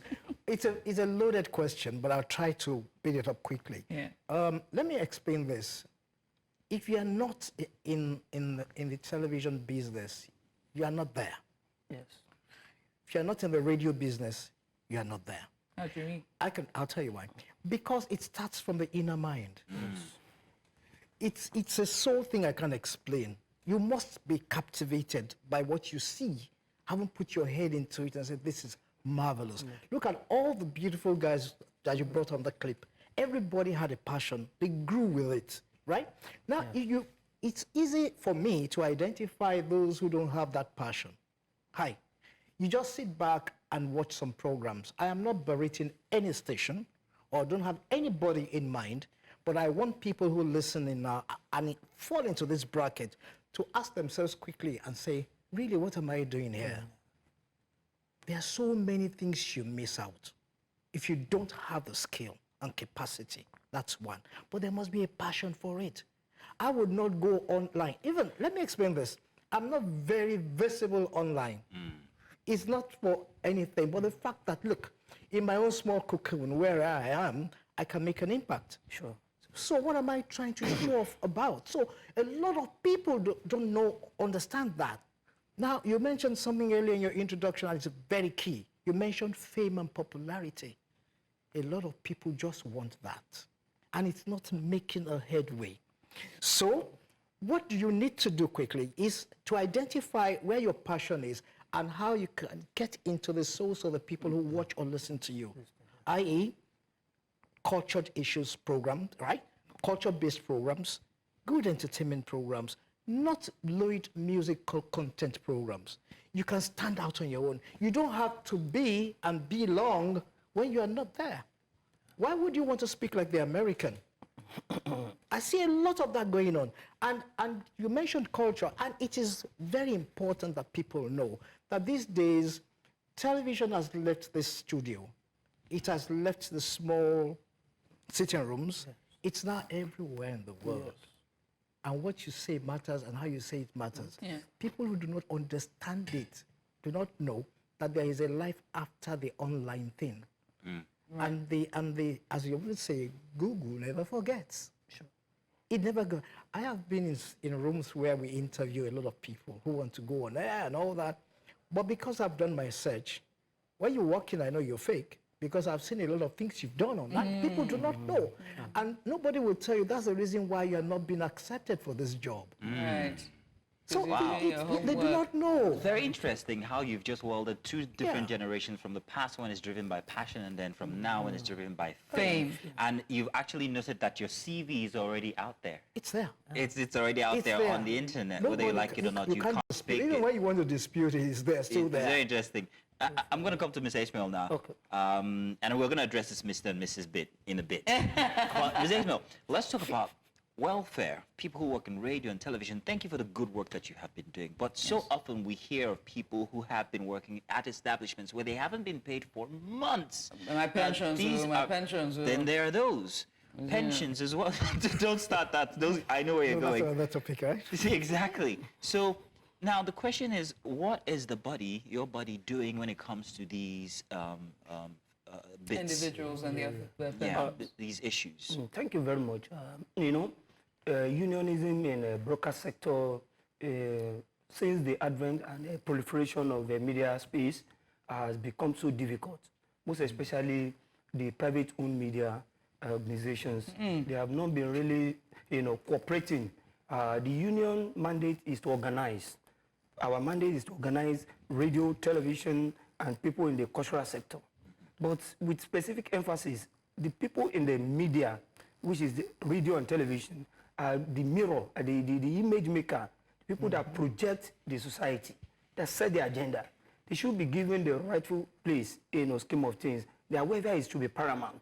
Because once they are not well remunerated, they are bound to, this syndrome of brown envelope turning to white envelope, becoming a syndrome that's really affecting, the output, that people will distort facts. And we are not too comfortable about this. We have been pushing into some private sector to let them understand that we have the mandate to organize you. But because the employer-employee relationship is always on individual basis in the private sector. But in the government sector, the public sector where we come from, is collective. Once you are within the organization, you are bound to join either of the two, organizations, either NUJ or Ratao. And they are to push for your welfare and ensure that the welfare and well-being of you being a broadcaster is well taken care of. I'm saying, you mentioned something regarding the private sector inside of media and how they seems like they are most bad. Now, is it that the members or the people who work in these private companies or these private establishments are not part of the union is the reason why it's difficult to assist them? Membership is voluntary. It's not compulsory. You take choice because, organizing under a union have a lot of benefits. To protect your rights, fight for your welfare and progression. There's power just like in you talked about the issue of pension, your career advancement in the organization, how you progress is very, very important. And the union will make sure that these are really, guided. But in the private sector, your MD or your GM can wake up tomorrow and say, okay, so I don't like this face on the screen. Probably maybe you let him or her go. But it doesn't work like that in the public sector because there are conditions of service that are very, very, well structured that you can't just trample upon. So the same thing goes with the issue of remuneration and welfare. So we've seen cases whereby journalists or reporters are not being paid in the private sector. It's not as if we can fight for them, but they are not under our purview. Why aren't they joining the union? I'll give you an instance. There was a time before I came on board, we take a move with the AIT. Because they are the biggest, along with the NTA then, when the monopoly was still very strong. So the management of AIT, we've gotten some canvassers, some interested members to come on our union and sign the collective bargaining agreement with the management. They just told us, come, you guys, it's either you sign up with the union and leave, or you retain your job. Oh, wow. And, these threats and intimidation, has not really given us the needed penetration. We have also moved close to stations like Arise TV, channels. We spoke with the GM and the MD of Channels Television, who also from the public sector background, that there is need for a member to unionize. It's optional. But once you are given the opportunity, I'll give you an instance. BBC unilaterally wrote Ratau Lagos that they want to organize under Ratau. I will put up the request. I take it to the next meeting in Abuja of our national body for them to be unionized. Because in the whole of Africa, it's only Nigeria that doesn't have a bureau that have union. The whole of other African countries, BBC have a unionized body that fight for their members. Why is there reluctances from the private sector management to not allow their workers to unionize, to join the union? It's because of, to decide what they'll give them. Some of them are not giving the right remuneration that they deserved. Imagine if a graduate of a mass communication is employed and you are giving maybe in a month, you are paying him or her maybe a patronage 60 or 70,000. In this country, how will he going to survive? So the private media organizations... that goes with the job. Temptation that goes with the job when you go out to cover an assignment, to report. Politicians will influence you. People who have to distort news want to influence you. And if you are not well remunerated, you imagine compromise. I see talking about you're wincing, and I'm wondering what it is you haven't. You know why? Because, comrade, you're well spoken, all right? My only problem is this. Public sector should learn to respect the broadcaster. Public sector should learn to respect the broadcaster. It's your turn to be a GM, they bring somebody from the ministry to cap you, and the man who is there doesn't know jack about it. You see, sometimes it keeps the morale. It lowers your esteem. And you wonder how many years you spend there, almost like a flitter, gone with the wind. All right. So the problem is actually double-edged sword. Yeah, thank you. It's here and there. Yeah. I like the way that Ratau fought for me. Right. They're still fighting for me. Yes. My big friends, we were there. Israel Ayoglade and Co, they were all there. Right. And they're still there today. Yes. My fear is this, that if care is not taken, we will lose everything that stands for broadcasting and its culture in Nigeria. Speaking of that, it. Speaking of losing everything that the television stands for, because we're out of time, I have to ask you the cultural impact of television when it comes to our societal issues and problems. Has television, since its inception in Nigeria, achieved any cultural influence so far on culture, society, governance? Go. Thank you. Thank you. That takes me back to the inception. October 31, 1959, okay? When Chief Obafemi Awolowo brought up the idea of the Nigerian television service, right? Yes. Why was the slogan called Gateway to Africa? Why? Because one day will come in 2024 or 2023 when a station like your station will also think Africa. Yes, perspective. And that's the truth, because it's all about culture. Sure. We have seen a lot being garbage in from us from the outside the country. So for me, that's a way to start. And when you start with that idea, okay, you are able to inculcate that culture. No. If you do things reasonably, the old NTA, they were giving us drama skits, beautiful, to tell us about the culture. I remember some signature tunes now in my head. I can't even remember there's so many loaded programs. Going to be the Masquerade. Masquerade, thank you. And gradually those things filtered away, and then we started seeing all this something and sons and solutions. Have we? I always ask this question because we're out of time. We have less than a minute. Wow. We're out of time. Solutions. Have we lost the plot? Have we lost the recipe? Can we stray back to the charted course to greatness when it comes to media? Very quickly, press with time. We can, we should, and we must. How can we do that? Governments must support. Content creativity is a different kettle. Create a company for it. And let's move on. Content is the hallmark in television broadcasting, because it's not about the medium. It's about what you put out there, the output. So, and the culture of Nigeria is so rich, in the sense that it is sellable all over the world.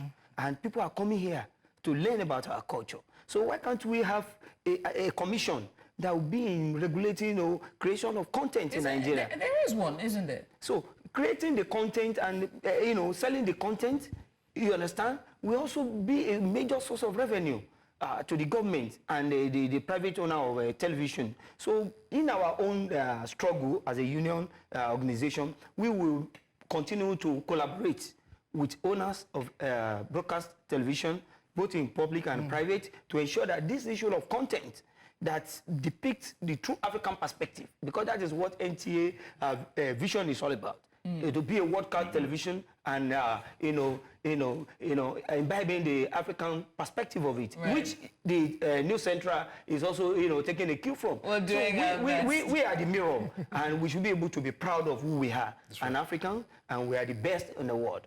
So that is our goal, and we'll continue to push it gradually to ensure that we have the best from our sector.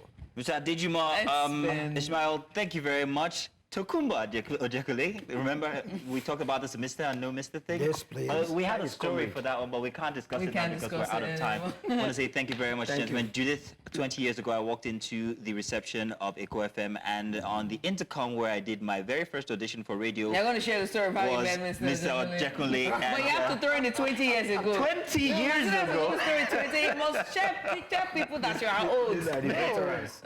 The one here will tell the story. No, I don't know why he always has to throw it there. Like, we already see the salt and pepper on your head. Thank you for the honor. Thank you so much. Thank you very much. Thank you very much. Thank you. This has been quite the conversation. And we will say, let's continue to celebrate the power of television and its role in connecting us all. It's our job. And also, I mean, we've been entertaining you, so celebrate us, won't you? Let's go on a short break. When we come back on the other side, we switch gears from television to bring you wellness on television. Stay here. I see what you did.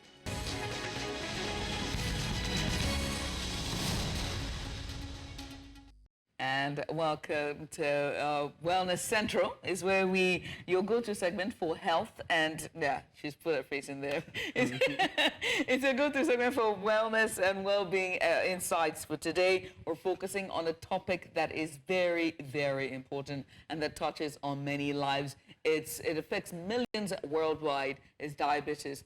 As one of the leading chronic health conditions globally, diabetes requires constant management, and for many, it significantly impacts their daily lives. But the good news is that with the right lifestyle adjustments, diabetes can be effectively managed, whether it's through diet, exercise, or medical care. Making informed decisions can lead to a healthier, more fulfilling life.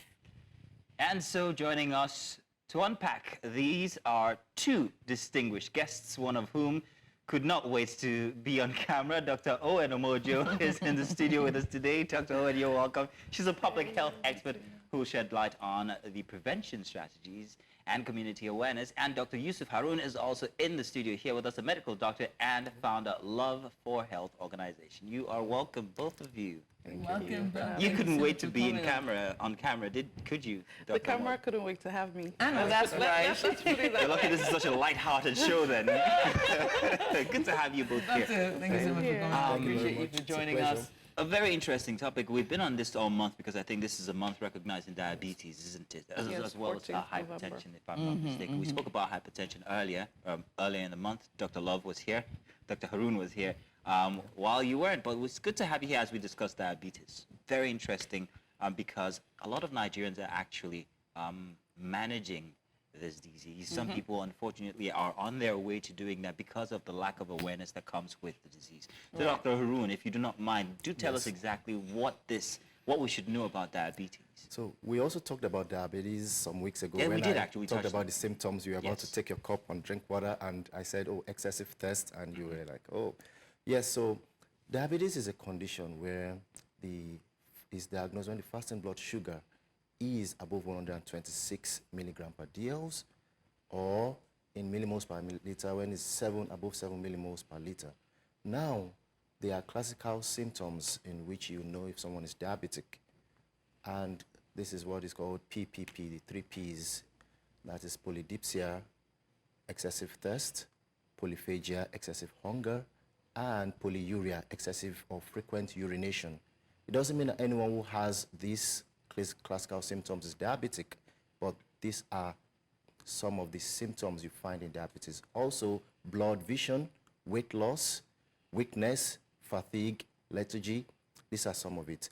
Someone can also be diabetic and have no symptoms. So we have about 44.7% of people who are diabetic and they don't have any symptom, and they are walking on the streets undiagnosed of having diabetes. In 2021, about 537 million people were diagnosed worldwide of having diabetes, and the projection is getting higher year by year. Very interesting. The stats are quite scary. It's quite scary. And you are a public health expert, right? And so it now puts into perspective, why are we seeing this number is increasing? What could be the contributing factors to these numbers? Like Dr. Love said, in 2021, there were over 500 million people who were living with type 2 diabetes, and that number has risen to over 600 million people. I just want to give some background. In Africa, of that over 600 million, we have about 24 million people in Africa living with type 2 diabetes. And in Nigeria alone, we have over 11 million people living with diabetes, and about 1 in 17 individuals, adults, would have diabetes, right? Yeah, so the numbers are staggering. Unfortunately, right, when we talk about the contributing factors, you know, risk factors and all of that, you know, there are some risk factors that you cannot control. So things like familial predisposition. So if a family member has it, then you're more predisposed. But then there are other risk factors like obesity, you know, lack of physical activity, things like that. But what's more concerning from the public health perspective is that we're not putting enough spending. So in Africa, just about 1% of total expenditure goes to diabetes care. And diabetes is one of the most expensive chronic conditions to manage. So there's a lot of attention, more attention is put into managing acute and chronic illnesses as opposed to non-communicable diseases like diabetes, you know, and it continues to increase the financial burden on diabetes. So tell you what we're going to do. When we get back, we're going to talk about the causes. And I mean that definitively, causes for diabetes, the increase in numbers in Nigeria. But what we're going to do now is go on a short, well, not a break, because it's the top of the hour and time for the news headlines. Judith is going to bring that to us. And when we get back, we'll continue this discussion here inside of Wellness for as we discuss diabetes. Do stay tuned.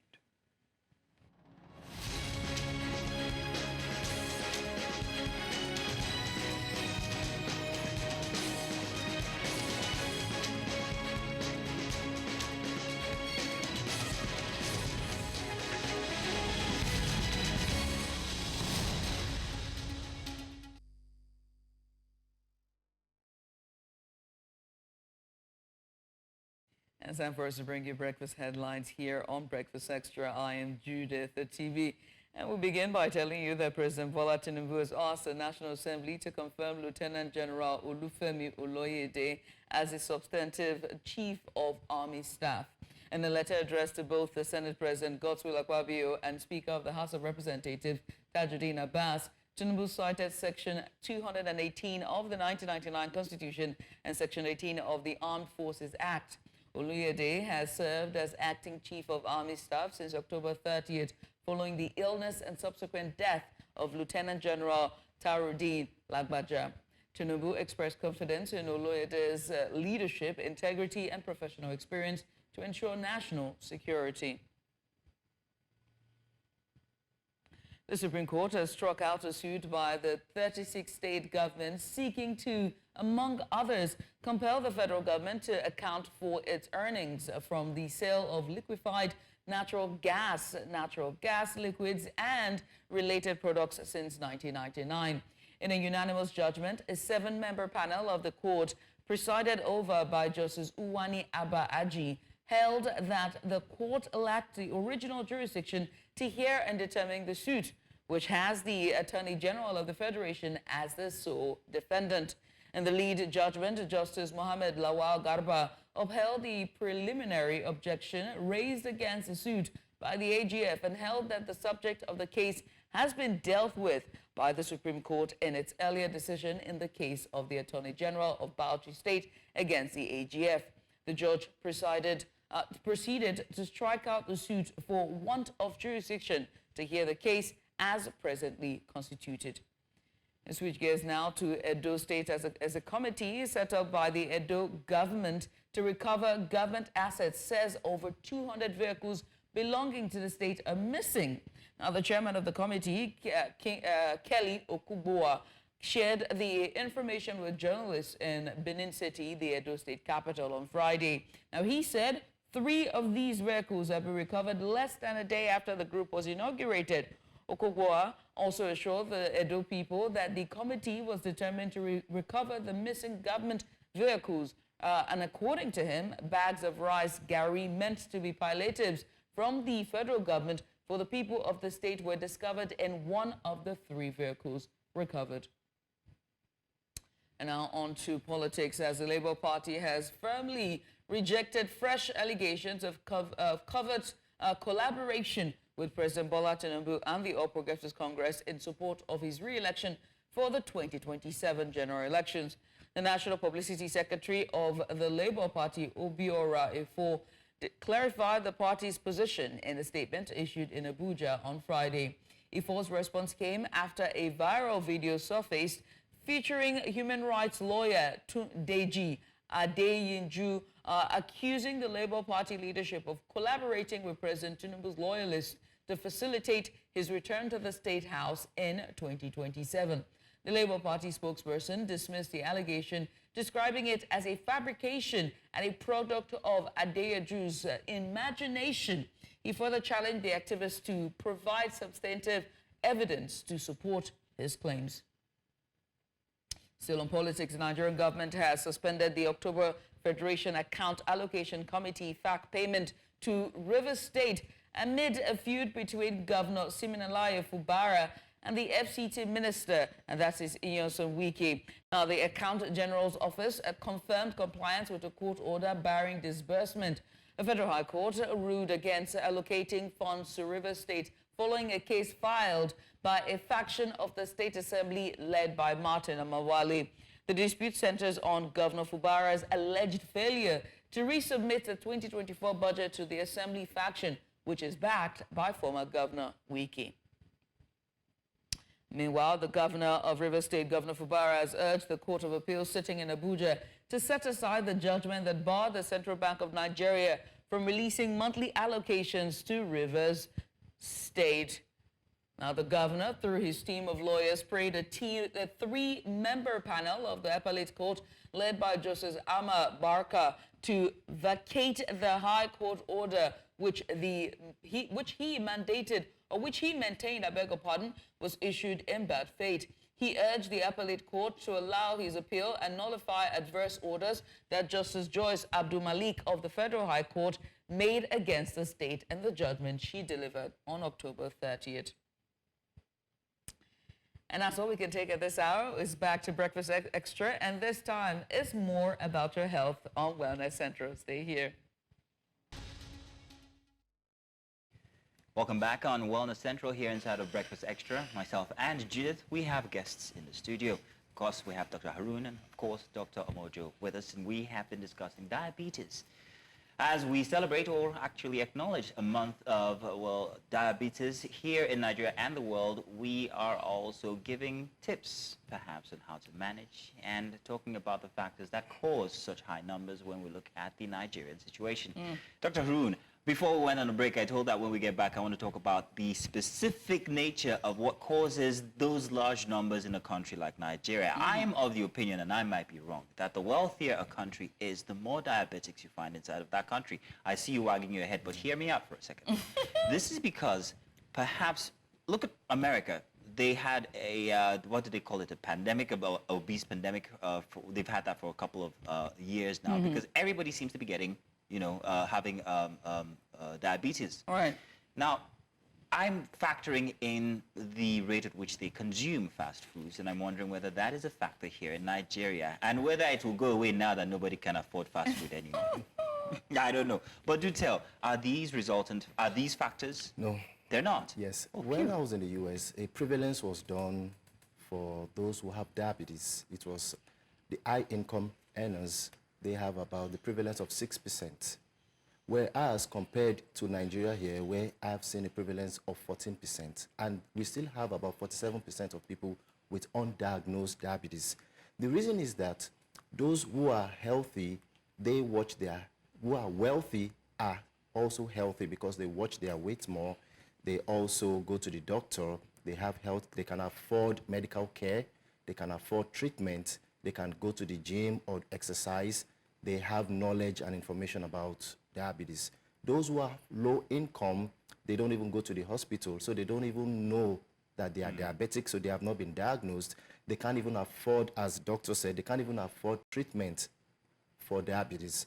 Unfortunately, I remember when I was in a hospital here in Nigeria, a young girl died of a complication of diabetes called DKA, diabetes ketoacidosis. It's a condition where you have severe high blood sugar, hyperglycemia. It could even affect the mental state. The person could go into coma, and the person might eventually pass away. So she wasn't given insulin on time. At that time, I'm talking of about 15 years ago, insulin was just about 2,000 naira then. They couldn't afford it, compared to now where there is inflation and the cost of insulin is far more than that. So low-income earners have higher prevalence of diabetes than high-income earners. Because of a lack of awareness. Lack of awareness, lack of wealth or lack of income to take care of themselves, to eat good food. We talked about starchy foods. There's another thing called GI, glycemic index. These are what causes, or these are one of the risk factors to diabetes. Glycemic index means things like gari.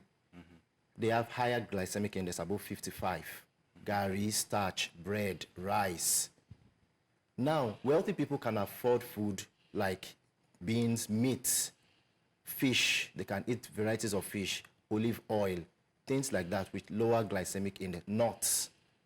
So poor people cannot afford this kind of food, so they go strictly to starchy meals only, and they have a risk to. All right. Hang on there. Dr. Omojo, how are individuals in the public health sector addressing this very interesting dynamic here that he's just mentioned between the rich and the poor and what they consume and how it affects their health? Okay, so in public health, there's something called social determinants of health, right? And those include your socioeconomic status, so your wealth profile, your educational background, you know, how well are you able to absorb information, so educational level, things like that. And so with those in mind, you cannot take away their social determinants of health. So they're the things that will determine your health outcomes, right? And so to what Dr. Love was saying, you know, the more money you have, the more options you have, you're able to get access to information. The more educated you are, obviously, you're able to absorb this information. And so I think with from the public health perspective, a lot of advocacy is on preventing the disease in the first place, because we know that treating is extremely expensive.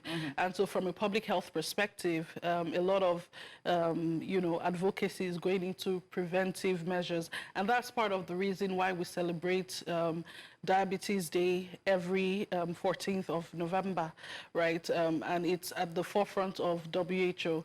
Another public health perspective, a lot of advocacy has been on multi-stakeholder engagement, understanding that just one stakeholder cannot do it alone. So you can't leave it to just government.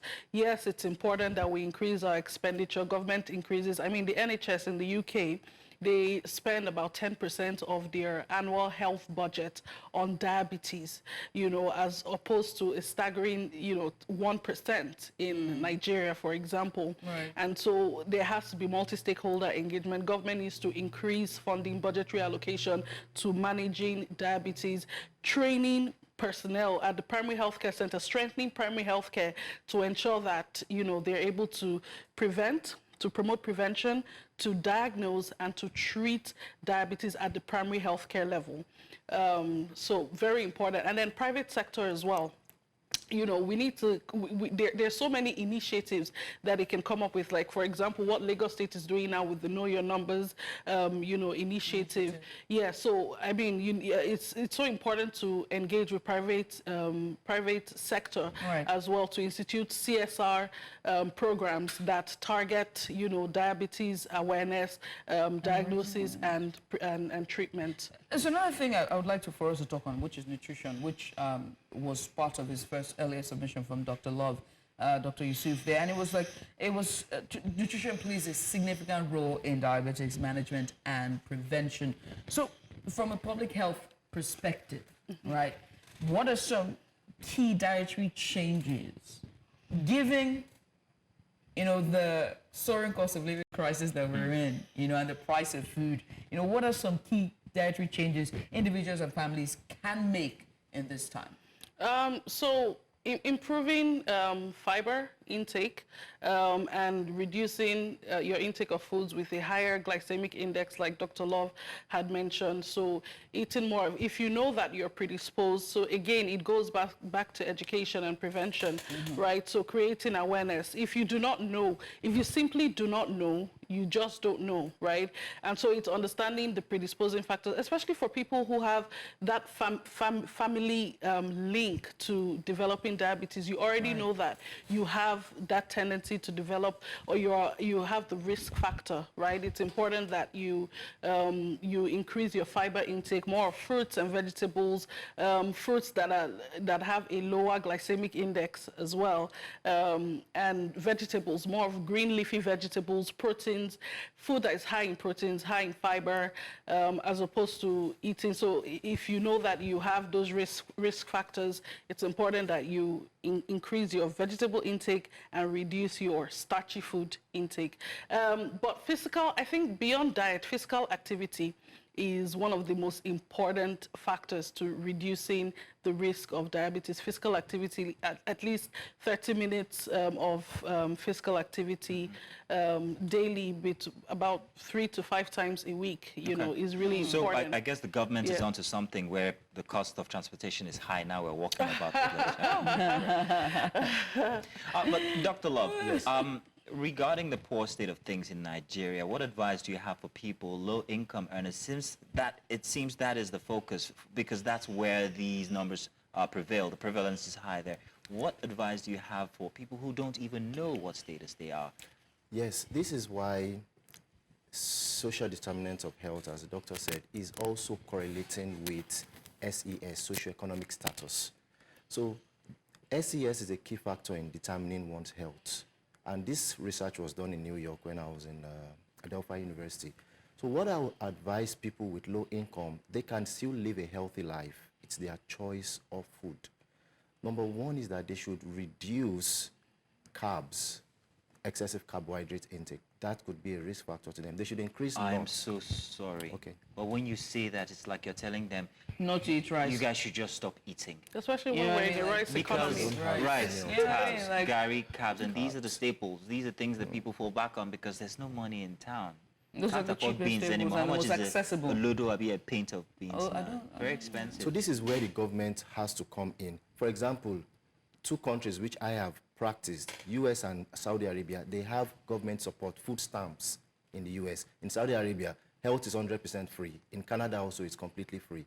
So now this is an opportunity for us to talk with the government, public health, and especially those in the government, that they should try and supplement or subsidize food, particularly healthy foods for people, so that they can eat. Can I say something? I think there's actually a senator who is currently trying to push a bill for food vouchers. Exactly. You know, and so I think that's something that could help, because if you have, you know, food vouchers, maybe, you know, you could make it more accessible for like proteins or healthier meals, right? Healthy food vouchers. Yeah, healthy food vouchers. Some people might use the same voucher to just purchase unhealthy food, and that might cause obesity.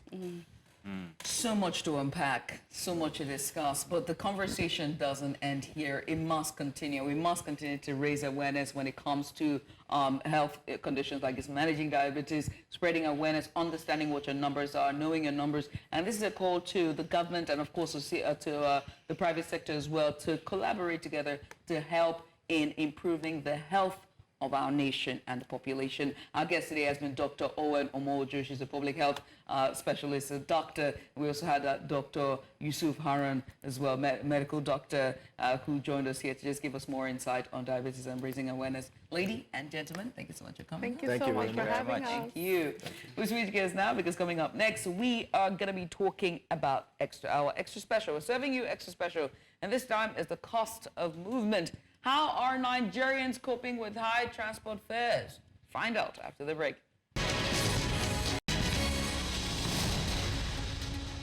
Welcome back, and this time it's just what the chef ordered for you, extra special. This is where we take a close look at the issues affecting the everyday lives of everyday people, Nigerians like you, I, and Judith. Today, we turn our focus to a challenge that is reshaping how Nigerians travel. The escalating cost of transportation, particularly air travel. But then, on land again, it's still very expensive. Rising costs across all transport sectors have made movement an uphill battle, and that's literal for millions of Nigerians. For instance, air travel, once considered a safer option to avoid the insecurities of road, is now out of reach for most, with international flight tickets costing anywhere from 900,000 naira to 6.5 million, depending how you fly. Even domestic flights have seen a 280% hike in fares over the past 7 years. The result? A staggering 60% drop in passenger tariff at major airports like Murtala Mohammed International Airport, which used to be teeming with people, but right now just a common few. Now, that's also the case in Abuja as well. It's no different because people no longer fly inter-country. And so beyond air travel, road and water transport costs have also skyrocketed as well, rising by 403% and 149% respectively. Now, these increases aren't just numbers. They represent significant barriers to economic opportunity, access to jobs, and even tourism. So how are Nigerians coping with these high costs? And what are the potential solutions? So joining us today to discuss this further is Stanley Ikechukwu. He's the head of operations at SBM Intelligence. And they also did a report on this, which we're going to get into. But Stanley, thank you so much for joining us. We appreciate Stanley, you thank you for coming. How did you get here? Did you fly? Uber? Did you? Okay. Oh, yeah. Oh, we took care of that. Okay. Oh, there we go. But then again, very kind. We're super kind. When was the last time you actually went from here to, say, VI in a e-ride hailing service, and how much did it cost you? I can tell you how much it cost me. Well, it's been a long time I actually did that because when you go on the app and you look at the prices, you might just consider taking public bus. What are the prices that you've seen lately? And so, say from where I stay, within Ikeja to, say, VI, costing around 15,000 naira. Who can afford that? That's about right. Who can afford that? I don't want to say anything. I'm not going to say anything. But the statistics we rolled out paints a very grim picture of rising, transport costs. And one has to ask about, how have these increases affected the average Nigerian? Because the average, we have to put them into context, right? And this is not us being in the office and those who are clothed and sitting here, or the middle class or the upper middle. I don't even consider myself upper middle class, right? I'm talking about the average Nigerian, those who are on the road, who take the bus every day, who start off at their factory job or their, market job or their carpentry job. Those are the average Nigerians that are going through it. So the thing is, we need to look at the transport system as a whole, not just in isolation of one part. Right. What transportation does is, movement of people from one place to another means that it creates social cohesion. It brings about national integration and all of those things. Mm-hmm. It also facilitates education. It facilitates cultural exchanges. Mm-hmm. It facilitates trade and business opportunity. In business opportunity, you also see something like business expansion. When you have business expansion, in the heart of it is more job creation. When you create jobs, it means that your people are productive and your people can make more money to be able to take care of themselves. But in the absence of this, it's the direct opposite that we're looking at. So the biggest impact is not just around, say, people who take buses. The cost of living is going up because of cost of transportation that is also going up. We remember that when fuel subsidy was removed, it immediately, every other thing, prices skyrocketed. The industries that are directly affected when it comes to, say, what we consume, we look at the agricultural industry now. The cost to move, say, yam from Benue to Lagos, it's not the same price it used to be, say, 2, 3, 4 years ago. This impact, as a result of fuel subsidy removal, has affected the cost of yam. If you go to the market today, the cost of a sizable tuber of yam goes for almost 5,000 naira. But before 2 years from now, 3 years before now, that same size is going for maybe around 1,000 naira. So how many Nigerians are able to afford, these changes? And the income is also now growing. It's also affecting the tourism industry. A lot of people used to travel down to, say, Abeokuta to look at the rock and all of those things. All those things are not possible anymore because before you spend, you have to do your calculation very well and ask yourself, is it worth it? Is it worth me traveling to explore, to look at new places, or should I just save my money for what I don't even know is coming? So we need to look at transport as a whole. Taking a look at how everything applies into this implication now, it all stems from the removal of fuel subsidies, Right. what you're saying, well, I would assume. Now, let's take a look at the aviation sector specifically. If there are no customers, how will the aviation sector survive is my query. Are we looking at, in the future, it's already poor, the state of it now. So what are we looking at come the future where nobody uses aviation for transport, maybe just only government officials, perhaps? What happens to the hundreds and thousands of workers scattered across the workers, exactly. the airports? There's the workers, in there's the Nigeria. infrastructure, because that needs to be taken care of. You can only take care of that, maintain that, if you had customers. What are we looking at? If you look at the aviation itself, you look at it as a service sector. It's a reflection of the current situation of the Nigerian economy. And it's not just the aviation sector. Almost every sector is a reflection of what the Nigerian economy today is. When people are not able to afford, say, flights, because we've considered it as the safest means to travel because the roads are no longer safe. And when a one-way trip is starting from around 110,000 naira, how many Nigerians are able to afford it? It means that not even over time, currently the percentage has dropped by 60%. This 60% also means that when the aviation sector can no longer, or when people are not able to afford it, the sector begins to suffer, it begins to lose revenue. When it does lose revenue, they begin to cut down on costs of running the aviation sector. Cutting down on cost will affect the quality of travel. Again, it will also lead to job losses. Social mobility. Yeah, when it leads to job losses, we all know what happens. It leads to more unemployed people on the road. And, the social instability of the economy will continue to rise. And tourism, you spoke about that. How does that affect tourism? We What didn't are have a implications healthy on the tourism economy? sector in the beginning to start with. And now, if I can't go to Abeokuta in my car because it's going to cost me 40,000 naira, what's going to happen to that sector? Like you said, that sector is as good as dead. I mean, the last the last major big hype we got around tourism in Nigeria was the Cross River States, the Obudu Cattle Ranch and all of that. But if you go there today, it's a shadow of itself. Nothing works there anymore. So the sector has not been growing. It hasn't gotten the right kind of investment. And again, we look at tourism as just, you want to go to one place. Yeah, we don't look at the ancillary sectors that surround it. Transportation is a big part, and I didn't even realize that until now. Yeah, because if you look at a country like Dubai, what they did was they built, a tourism sector and also built an airline to connect people and made it cheaper.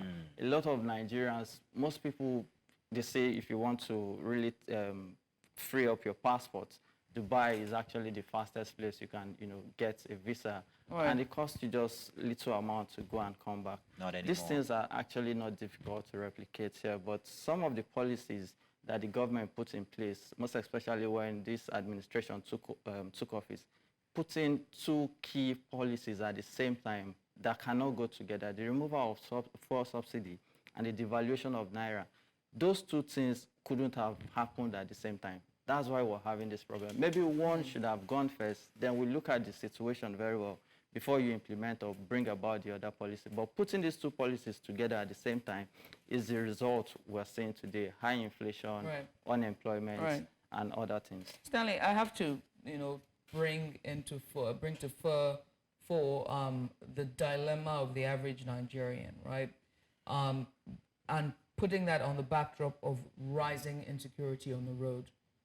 Air travel used to be the safest option. It's now been eroded, by this price hike that we've seen. Average Nigerian cannot even take the air. Now, with the hike we've seen on the road, they also cannot take the road. 408% thereabout, they cannot take the road. How are average Nigerians navigating, transportation coming into December, the Ember period? So that would be very, very difficult for a lot of Nigerians. So most especially people from the Southeast who during the Ember period, it's a tradition for them.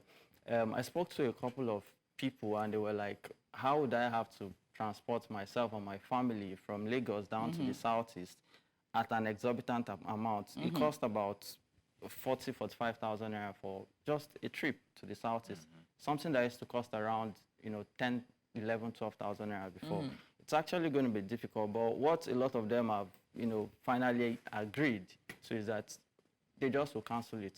They sit back here and, hope that things change. And what are the economic implications of that for the East and for places like Lagos or Abuja? So what we know is that before, during the Ember period, we used to see the congestion of Lagos Road. Yes. A lot of people were moving down south, and we used to see a lot of traffic in the southeast. What this simply means is that the revenue that Lagos generates during this period, it cuts off a little, and most of those money goes down to the southeast. The revenue in the southeast within that period actually increases because a lot of people are moving, money, not like big money, but money to sustain them for a period of time in the southeast, and they spend a lot of this money on hotels. Hotels make money, businesses make money, economic activities around the southeast improve during that period. But when this is unable to happen, I don't think the revenue in the southeast will even increase an inch. So we're looking at a year with congestions in Lagos and not really much happening in the East where everything's supposed to be happening. Now that we're even talking about this, I'm thinking about holidays for the international sector, right? Just to put into context the middle class and how it's shrunk. Oh, it's not going to be a dirty December. That's her concern right now. I don't think... the IJTV is going to be back? No, we should actually... Would it be dirty, but also, will the middle class be able to travel like they normally do for those who leave the country to go have a very white Christmas? For me, I think December will be like January. I don't think there will be a December in quotes. It will just be moving into any other month. We would not see a lot of spending to come this December. A lot of people are actually cutting down on costs everywhere possible. People are doing 101, 110, or even 100. So having to save a lot of, because that's what happened. People save a lot and spend in December. There is no saving anymore, and there's no money to be spent in December. So December will come like every other month. We just will continue to survive and hope that, somehow a miracle happens. I don't know how that would happen. Oh, Ikechukwu, I want to say thank you very much. So I guess with all that's been said, you're not going back home this December, are you? No, I'm not going back. His family is here in Lagos, isn't it? Yeah, they are. But, as it stands, I think I'm an IDP because the insecurity situation in my town it's then there is overbearing. that. Yeah, so I don't think even if I have the money. I think it's look, when you think about it, it's when you I don't have words. I don't have words. Absolutely. In any case, we had a very interesting outing where we spoke to people about whether they'd be going home or whether it's something on their books or all of that. So let's take a look at that now as we take a look at our perspectives for this Saturday edition here for Breakfast Extra as we look at the cost of going home. I'm not traveling for the festive season, and this is no in particular because of transportation, just because I have other engagement. But prior before now, I think I've got to limit some businesses because of cost of transportation, because by the time you calculate the cost of transportation and because of the kind of business I do, most clients will not want to afford that, and it's really affecting business. And I feel like because of the high rate in fuel, and for once, I really don't know if people really want to travel this year, because most times when you go to the park, they're a bit scanty, and it's really affecting business people, it's really affecting family people. For previous years before now, usually when it's time like this, you get to see people carrying bags, but then this time around, it's nothing like that. So it's really a thing the government should actually look into and help the minor citizens. The transport is actually very high, because I normally use a particular transport company, which I know is quite luxurious a bit. So, but however, the transport is massive. As of last year, we had something of 20-something thousand, But now, I think I was hearing 40-something, 50-something. No, even if not to the east, to Owerri, actually. But I don't even know how much it will be by the time I want to travel. Probably the second week or third week after my vacation from the office. So it's actually going to eat deep into my pocket. And I'm not going alone, I'm going with also my family. So imagine the cost with others. So that means if you are traveling, you should have close to 200,000 by road though, to travel, not really air. I don't know how much air tickets will be by now, so it's actually going to eat into my pocket. But I will still have to travel. I initially had planned traveling, but just as you can see now, I'm even at work. So I actually needed to get some things. But due to the hike in transportation now, I cannot just afford, if my car is at home now, I cannot take my car out. I move around, taking cabs, taking buses because of the fuel cost. So it has really affected, the way we commute now. And also, we have to be very careful now the way we spend our money, because we know that there's inflation. Inflation has caught up with everybody, and nobody is left out now. Everybody is, is being hit by the inflation. So I cannot travel now. I wouldn't lie to you. I'm not traveling. If you want to go to Akure now, before it was 6,000, but now if you want to travel, it's around 10,000 now. Not talk of when we are now approaching the festive period. So you should know it will be around 17,000, because as at last December, it was around 16, 17,000. So we don't know the price that they will be coming up with now in this December. So inflation has affected everything, and most importantly, cost of transportation is on the high side. And what I did is I planned ahead, because I knew that close to the festive period, the prices of everything will skyrocket. So, and because I work remotely, I can work from anywhere. So I decided to come months before, Christmas Day and New Year's Day and all that. It's all about planning and saving, man, because this country is not going to suddenly change overnight. So you have to be proactive when it comes to stuff like this. The cost of issue of transportation is the issue of fuel. And I think it's a global thing. It's not peculiar to Nigeria alone. But we are much affected in Nigeria because the per capita income in Nigeria is low. It's low. You can imagine the minimum wage just 70,000. That cannot take you home. And that is why we are feeling the crunch of the cost of transportation. That's why it's more. The burden is more on Nigerians. But I think it's a global thing. It's the crux.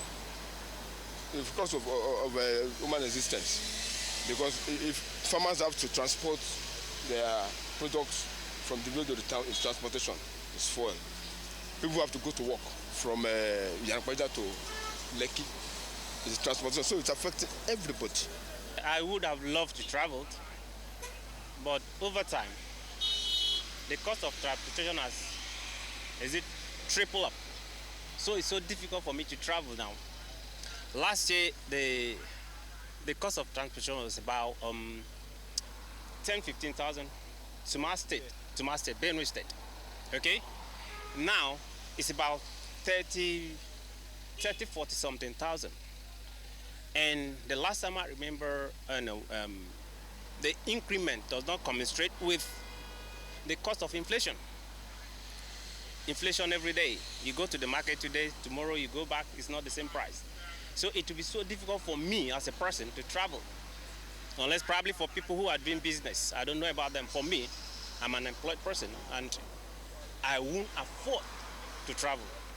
We keep borrowing. As long as you are a borrowing nation, your currency will be reduced. The purchasing power will be reduced until the government stop borrowing and think of redirecting to manufacturing country. We will never go anywhere. And I think I blame it on government, especially the current government. This is the worst we've ever seen.